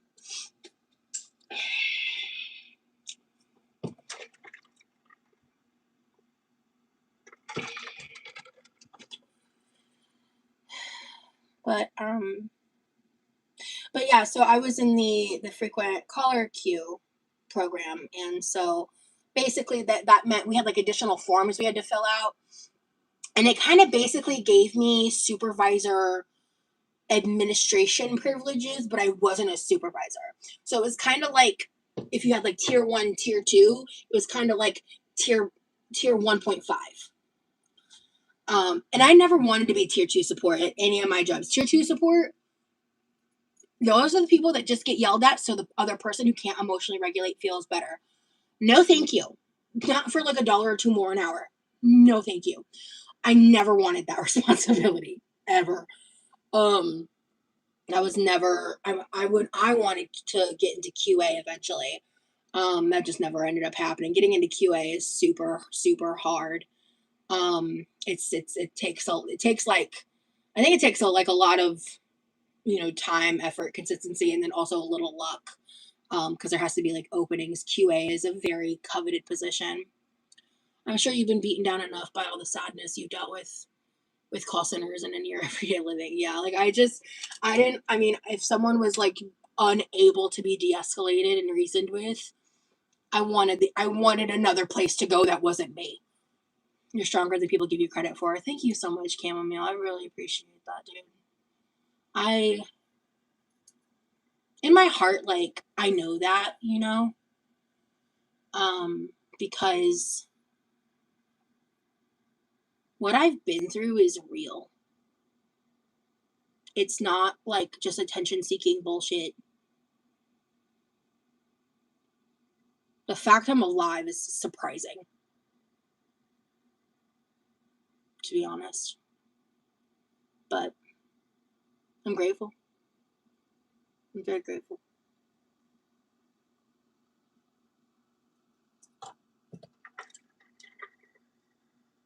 I'm still yapping. Holy shit.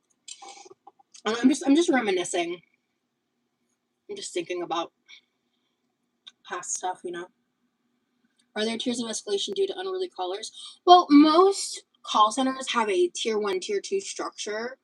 Any of them worth their salt. So, like, the first point of contact would be considered tier 1 support, whether it's technical support or customer service or, sales is different, but like, customer care, just like most places have like your customer service rep and a supervisor. So, customer service reps considered like tier 1, supervisors are considered tier 2. Some places even have like a tier 3, but those are like more by appointment. They call you back because it's like an extreme circumstance, and that tends to be more related to like technical support, I'd say. Yappy means the pain isn't winning. True. That's what I'm saying. Like, I'm not having a nerve pain flare, so like this sucks, but this is a cakewalk compared to my nerve pain. Anything you're up to for the rest of the week? What's today? Nothing specifically planned yet.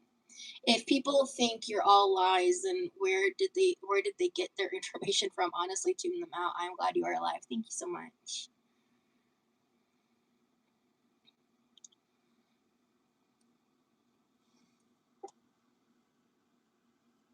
I probably will be hopping off at some point soon, but I would just be laying in bed anyway. I mean, granted, it is almost 5 in the morning, but I'm so glad I made that strawberry vinaigrette. It came out great. It is literally 4:50 in the morning. Like, crazy.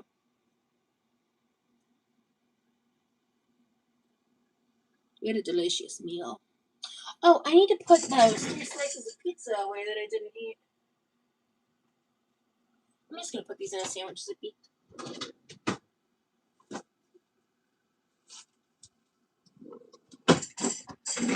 We belong in bed, real.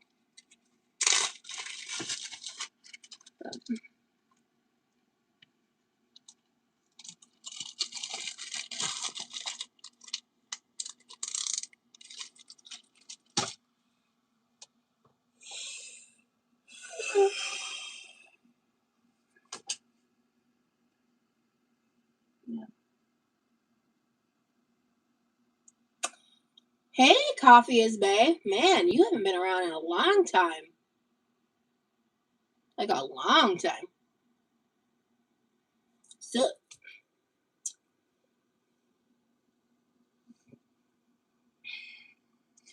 I think I am unfortunately about to log off though. Yeah, I'll go to bed when I'm done courting my bong. Nice. I'm so low on THC. It's not funny at all. I'm literally trading it like in a break glass in case of emergency situation because I don't think I'll be able to get more for another month. But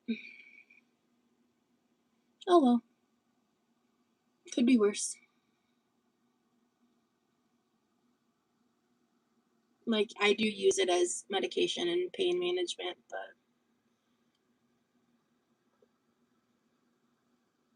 I'll make do. Yeah, I probably have at least 2 doses worth left. Maybe 3 if I do lower, but sometimes when I do lower dosing, it's like not even worth it. Like it, you know what I mean? It just doesn't like touch it enough.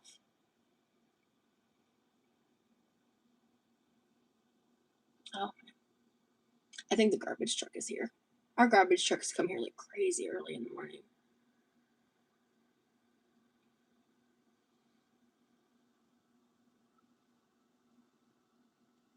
Do y'all have any last questions or statements before might need it tomorrow? I actually might need it tomorrow because I'm PMSing like a motherfucker.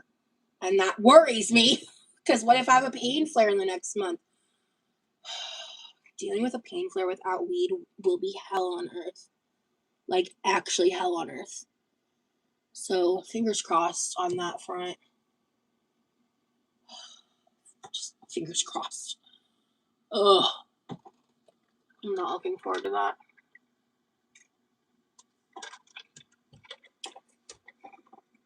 But in day-to-day life, I can go just fine without using THC. Like, it's really not a big deal for me. But when I'm in a pain flare or, like, I'm really struggling, like, symptomatic-wise, like, THC helps a lot with that. And I do try to not use it every day because I do feel like that can have a negative impact on me as well. And I'm also careful about dosing because who the hell wants to green out? That's a horrible feeling. I love using a spray bottle with my fan blowing on me and just bask in the coldness. Yeah, that's a good feeling. I haven't done that in a long time. I might be taking a cold shower soon because I feel like that'll help me like cool down.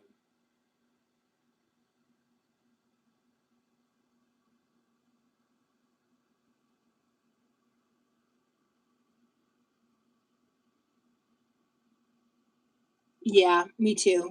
I hate painkillers, bro. I hate them and I'm scared of them low key, high key actually. I'm scared of them. I don't like the side effects and they're addictive. And I kind of have an addictive personality.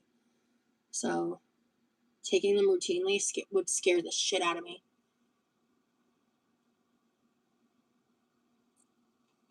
Like, yeah, it just scares me. I don't need another problem in this life. I have enough of those.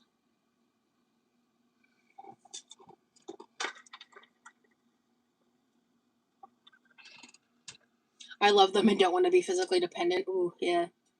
They don't prescribe RX when they are truly needed. That's also true, yeah.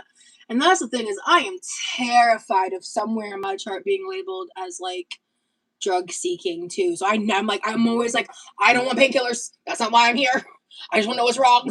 Like, please don't give them to me. I'm terrified of like a doctor misunderstanding that and like putting that on my chart. That would scare me. Yet they give methadone to people and make that make sense. Yeah. Exactly, K-Mail, and if you suggest them are valid pain, they'll look at you sideways, so I just don't mention them unless I'm getting something surgical. Hello. Catalytic? Oh, that's a cool way of spelling that. Cadillac? Am I saying that right? Cadillac? It kind of sounds like the car, right? Or no, am I thinking Cadillac? I don't know. I'm tired. It's about to be 5 a.m. Hello, good to see you.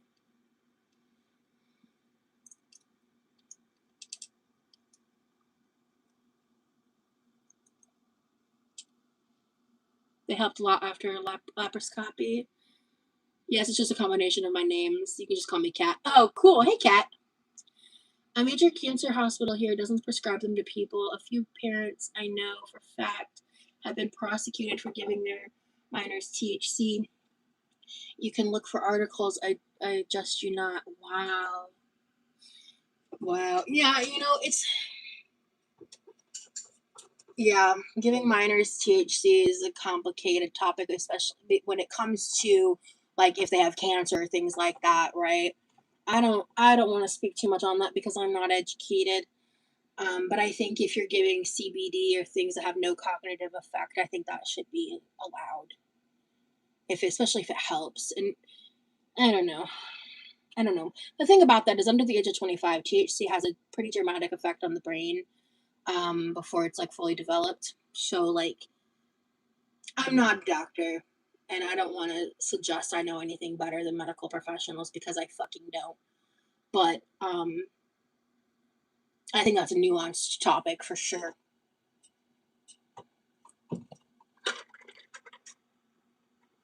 Yeah, I heard good things about CBD and seizure disorders, but I'm no professional nor expert. That's just what I was thinking of. Hey, Seattle. Hi. Thank you for letting me know who you are. Good to see you, girl. Long time no talk. Oh, my tummy. It's moments like this where I hate being a woman. Most of the time I don't, but right now, I only mean cancer patients, but I agree with you there. Yeah, exactly. Like, obviously, giving a child THC just for the hell of it is fucking abuse. Obviously. But, like, when it's, like, if the child has cancer, like, that's between you and your doctor and your God, in my opinion. And I'm not going to judge. You do what is best. I'm supposed to be cleaning right now, but I don't want to. Real. Actually, same. I really should be cleaning the kitchen, and I just don't fucking want to. Earlier in the live, I made an awesome salad with homemade dressing and some pizza. It is. So that's the thing is like THC is really bad for like brain development. I really think alcohol and THC and all that stuff. I honestly believe oh my god. I honestly believe the age limit should be higher than 21, but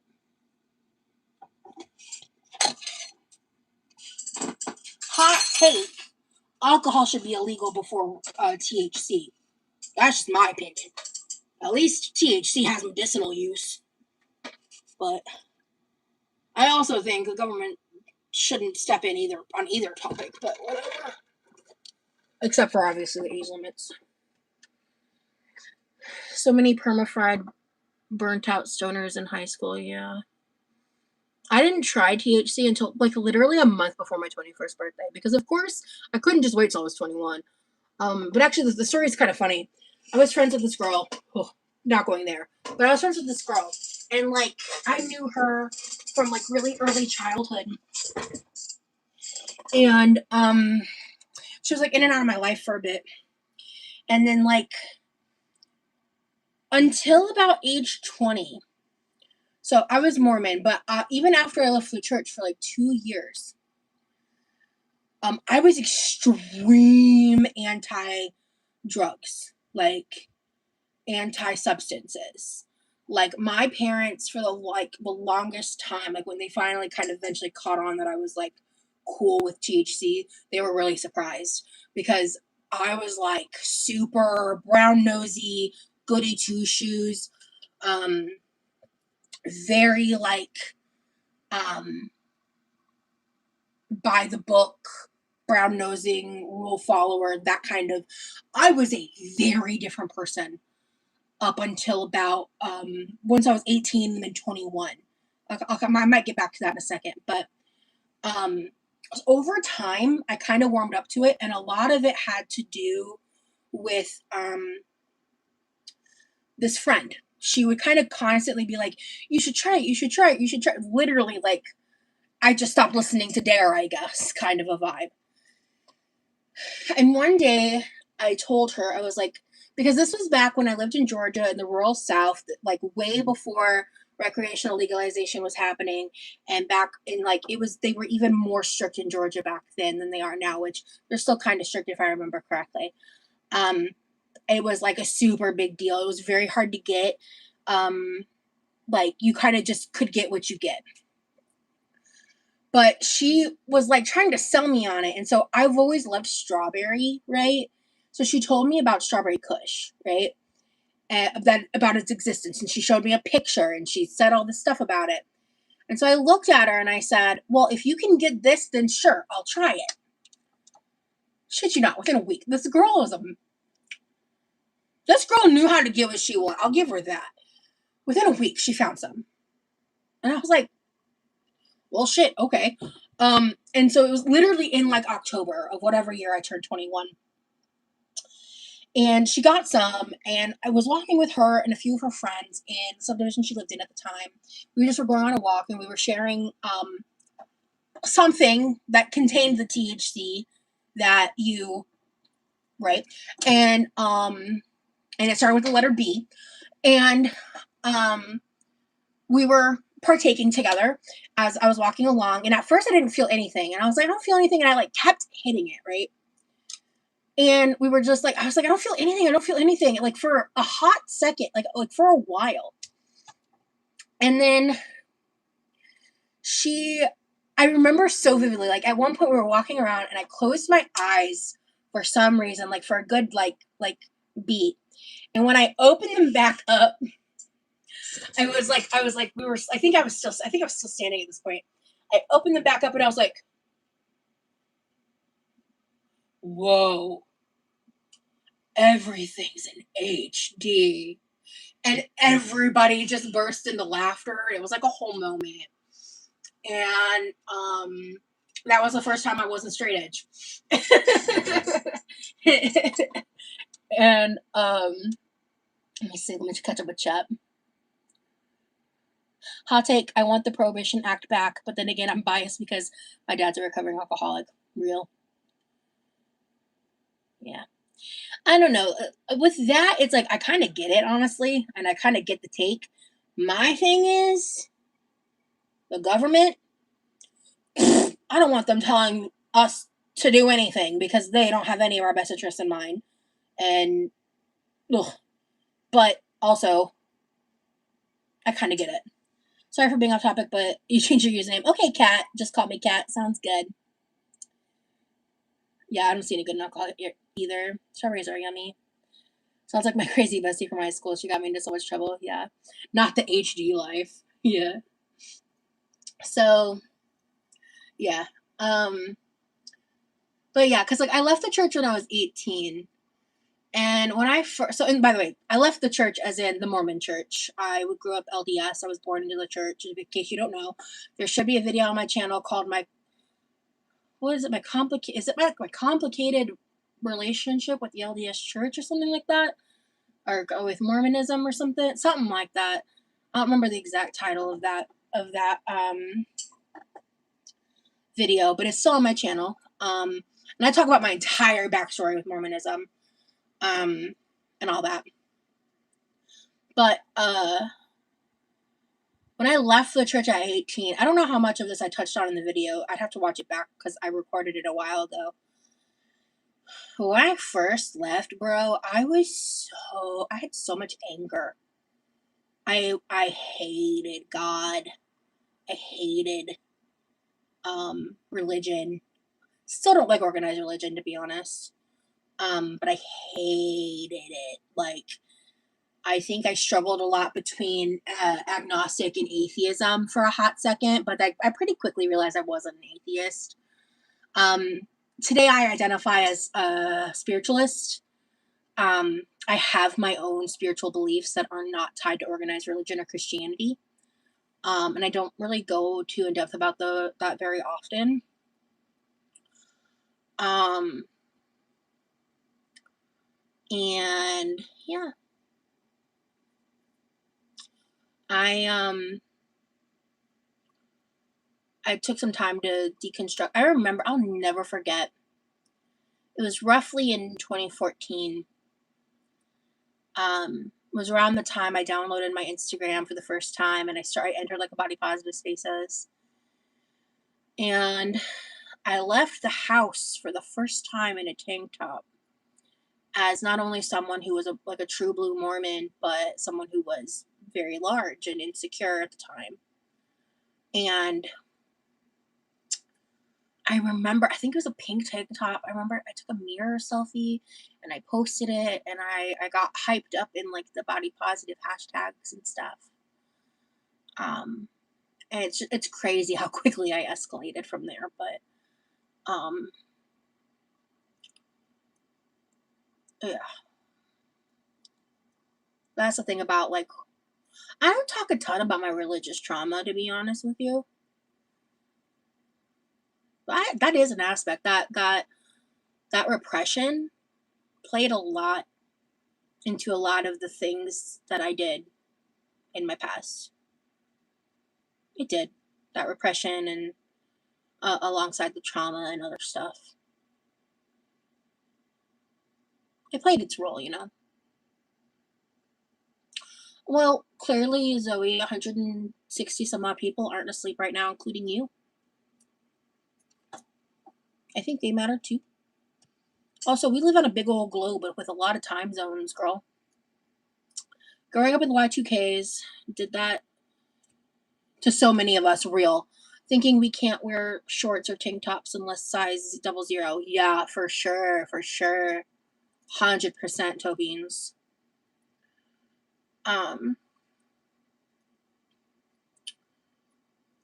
For sure.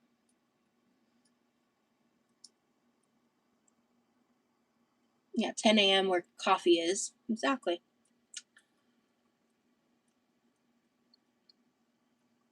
The world doesn't revolve around your time zone. You know what I mean?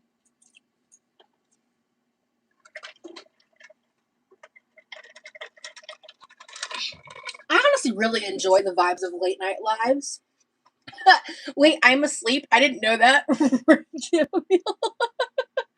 This is all a dream. Oogly boogly. Oh man, I wish. Oh god, I almost said his name. I wish Remy was here for that moment. Whew, okay. I'm moving to Oregon in like a week ish. Ooh, cool. I thought you were in Oregon. Don't tell me where you are now. You can maybe message me privately. Hey, Abu. I'm sleep typing instead of talking this time. Yeah.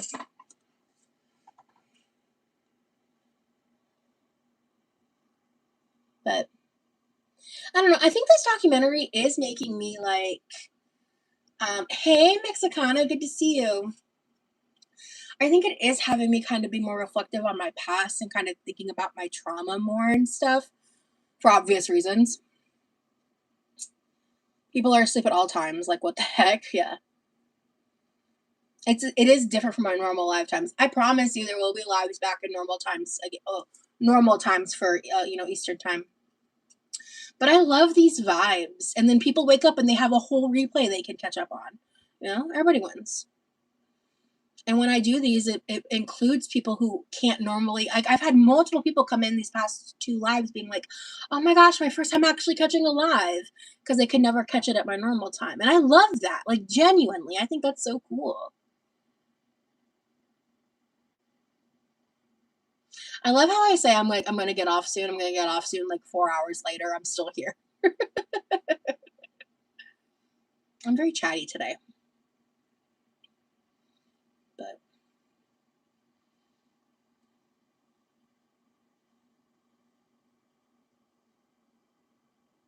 what other stories do I have? I feel reminiscent. I get really excited when I pull things out of my brain. Oh my god, I just unearthed a nugget. I don't know if I've ever talked about this. Whoa. I just had a random memory from elementary school pop in. Uh, when I think it was the one week I got to do the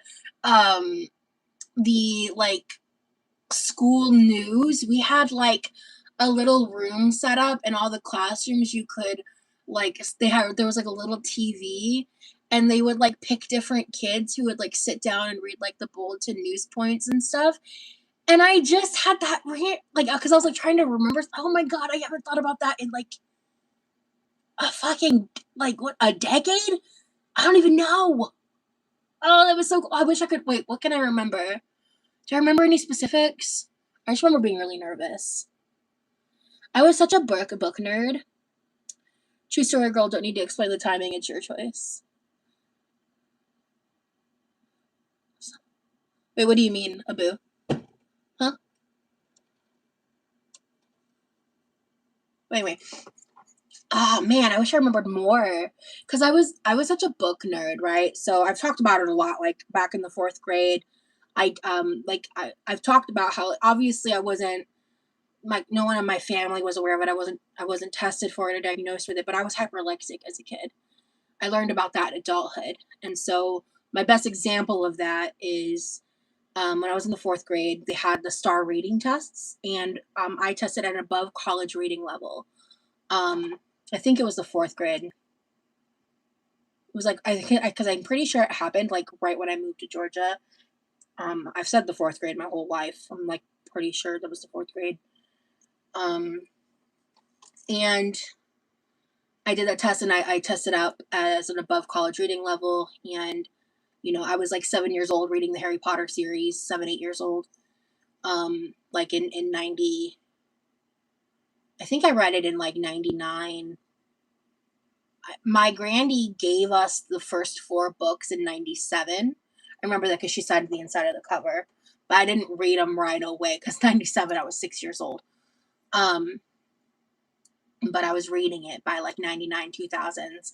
But I was reading them before the movies came out.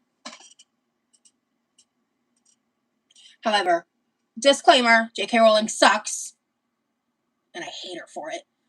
But Harry Potter was very important to me in my childhood. And I got this before the mold ate her brain.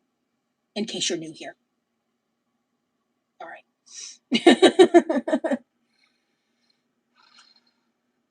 This is so freaking weird. I'm not even kidding, right? When you said you wanted to reminisce, I was going to type in, tell us a 5th grade story.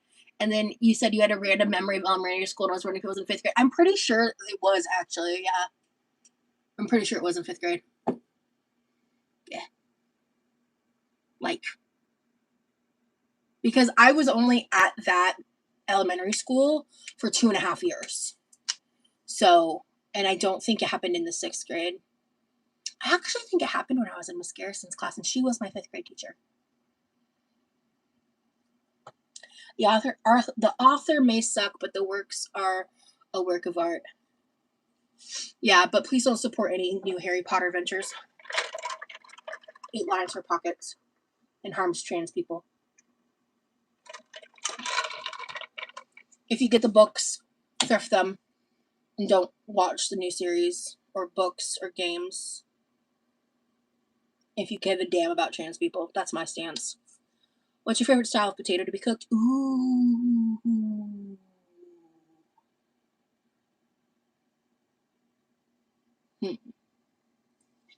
I mean, I love me a curly fry.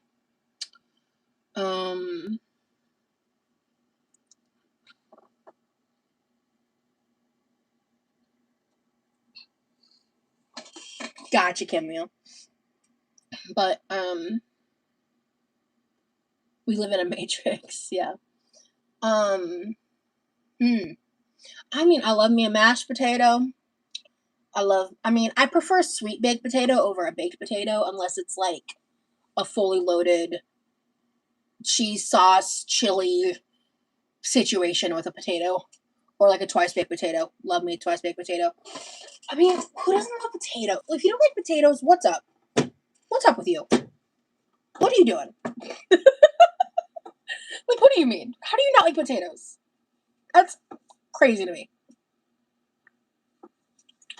But I love me a sweet potato and a Japanese sweet potato. I used to be addicted to World of Warcraft, and the Dirt came out. I refused to pay another penny. And then the Dirt came out. I don't know what that means. A big sweet potato feels like some sort of cheat code for being alive. It's so good. Yes. Oh, you like... I've always wanted to try making like a traditional... They call it like a jacket potato in the UK, where it's like they have the super crispy skin. They do like a certain technique. Yeah, I've never been into WoW personally, so I'm not aware of what's going on there. Oh my god. My cramps suck. Whatever.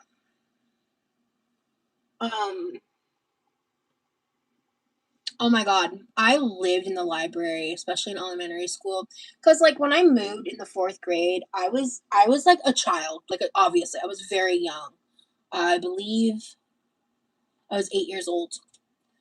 And we moved from Michigan to Georgia in the wintertime. And I started mid-year in the 4th grade. And I had a hardcore attitude because I liked school in Michigan. I don't have memories of being like severely bullied outside of like regular, schmegular playground antic type things. I have no memory of like I had friends. Like I remember that being a positive experience. I moved to Georgia and I was angry. I was not happy about it. I did not adjust to the change well. Gee, I wonder why. Rosie, stop yourself. But really though, like, I did not adjust to the change well at all. And I was very standoffish at first, and I borderline not nice. Because I was convinced we were going to go back to Michigan at some point. And like moving there was a huge ordeal. It was like a 3-day road trip. We had like a big 15 person passenger van. It was like a big blue box van. It had like 3 benches, which was handy for, we were a family of 5, right? But when we were moving, when we had all 3 benches, because at some point early on we lost the 3rd one, we each had like our own bench, which gave a lot of space because, oh Lord, we needed it. But yeah, I mean, we moved with like 3 cats, because a lot of you guys know about my cat Rocky, but he had 2 siblings, Natasha and Bullwinkle. Bullwinkle we called Twinkie.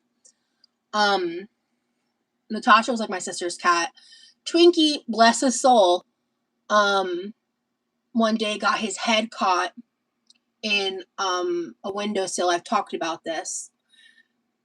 Oh, it was great having you here, dude, or girl. Sorry.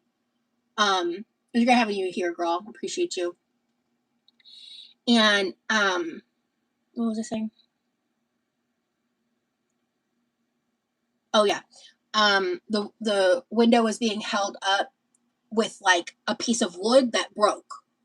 And he was a little special after that day.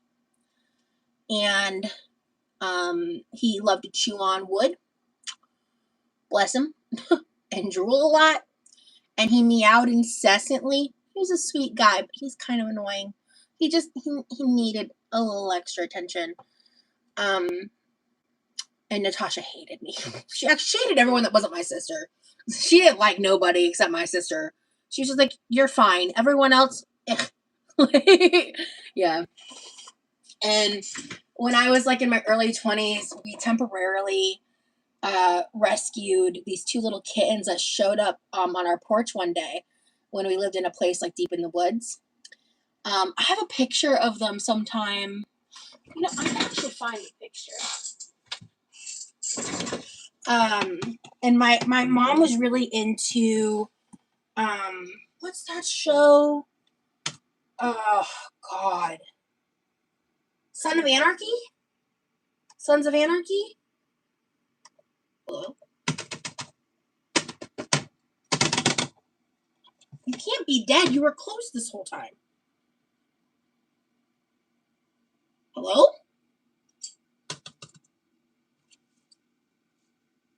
Okay. Now the backlight's on. The fuck? Okay. I'm gonna let you figure out what you're doing. I'm trying to remember the second cat's name, but I know one of them was named Jax. Like Jax. Damn, I stayed up way too late, my dudes. Sorry, toe beans.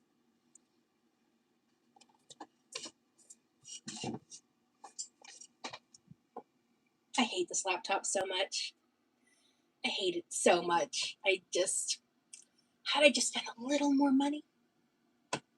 This shit happens all the time. Hasn't even been 6 months. I don't even remember. I hate this laptop. Anyway. I just went on multiple tangents. I was talking about cats. We moved. And yeah, so I just struggled with, oh goodness.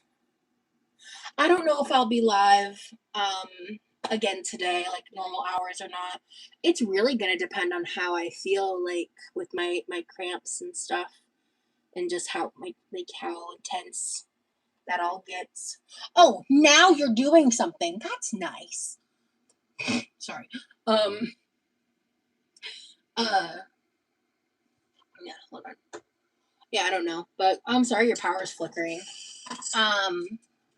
So when I first got to Georgia, I just didn't adjust well. And by the time I was ready to make friends, I had already made a pretty unpleasant impression.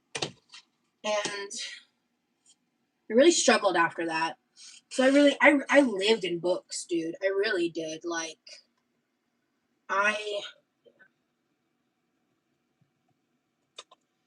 and I remember, like, I used to read all, like, the Babysitter Club books. Those were my favorite. And I would repeatedly check out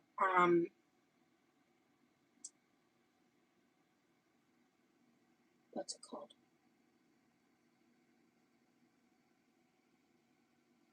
Oh, like, I would get all the Garfield comic strip books I could get on my. Why are you adding me? That's so creepy. 6 hours ago, this girl I knew in high school added me. Oh, she might have found out about the documentary, to be fair. This is creepy timing. This girl and whoa. Oh, she looks like she's doing good. She's pretty. The timing of this is just crazy. I'm talking about certain periods of my life. Aw. She looks like she's doing really good. I love that for her. The timing just freaked me out. You know what? Yeah, I'm going to add you. I want to talk to you later. I wonder how you're doing. Confirm. Sure. Okay, let me go to my profile. I want to see if I can find that picture of the cats.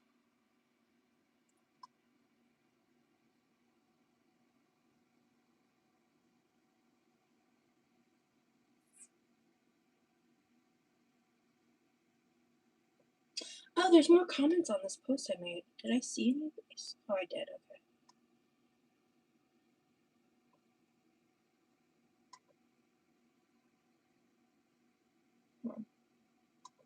Oh, shit. My boyfriend's saying, hold on. I gotta respond to this.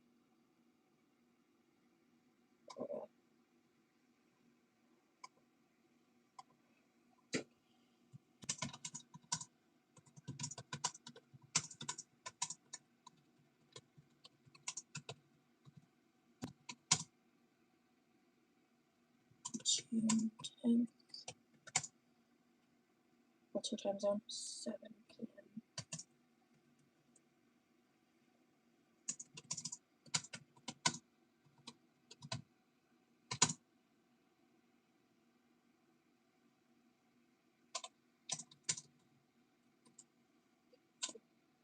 Sorry about that.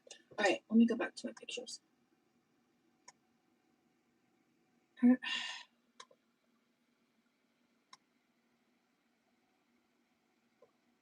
think I have it. I think the picture I'm thinking of is in a specific album.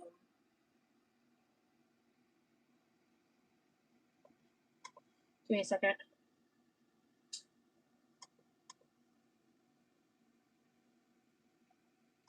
Good Lord, I have so many cringy Facebook photos. I have a picture of Twinkie. You guys have like never seen a picture of Twinkie.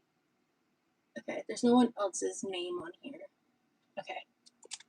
Can't see anything about anybody else.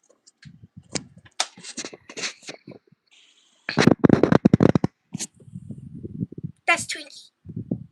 That's Rocky behind him.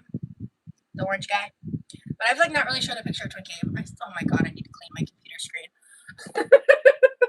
Yikes on bikes, actually.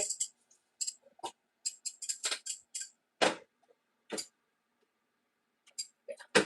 I'll have to find some Windex later. But that's Twinkie. He's a sweetie. I don't have nearly as many pictures. He died a good bit before Rocky. He had like kidney issues, I think. But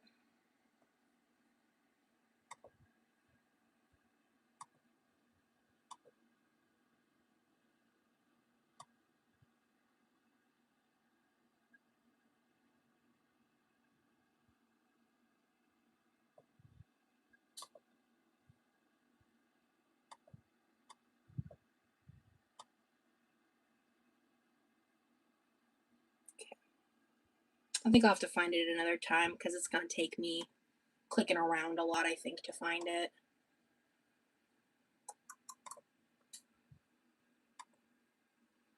Oh, oh my god.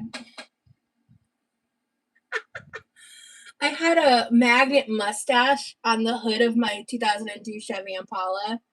Forgot about it. It's a fucking zebra print mustache. Oh my god. I wish I could show you these pictures of my friends back then in their Homestuck cosplay. That was so funny. I can show you guys the mustache Impala though. Oh, I'm in the driver's seat too. I forgot about that. Cool. Okay, nobody's names. See?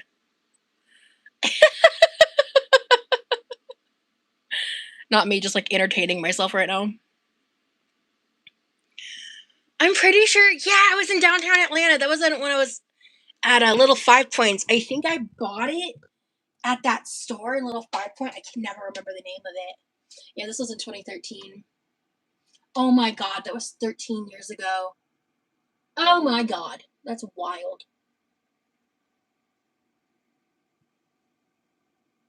I miss those friends. I hope they're doing good.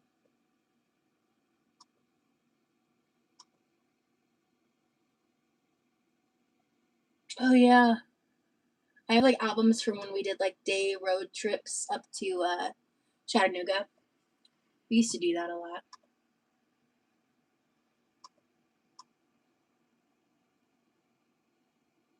Oh my god, I found a picture of them! Jax and Opie! Opie's the orange one and Jax is the black and white one. I found a picture of them. It wasn't the picture I was thinking of because there's a picture with them with Rocky, but I don't know where that is. Look at them! Cuties! Aww.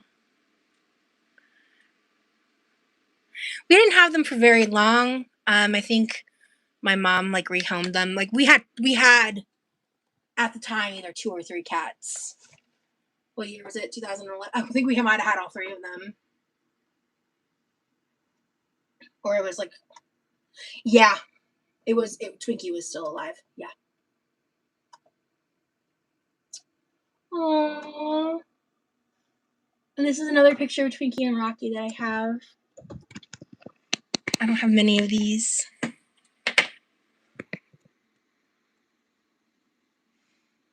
Aww. I miss them. Anyway. Ugh. Okay. I think it's time for me to go. I don't even know how many hours I've been live. I'm just like looking at pictures at this point. I miss Rocky so much. I'm never gonna not miss him. He was my soul cat, man. I'm glad I found a picture of Jackson Opie. I was trying to remember Opie's name because I never watched Sons of Anarchy. My mom had like a hardcore phase with them. I think maybe both my parents did actually. But yeah. Anywho, I hope y'all have a good night. I'm gonna finally go. Good lord, I think we might have been live for close to 5 hours. Have a good night, everybody. I think most of y'all are asleep. Keep snoozing.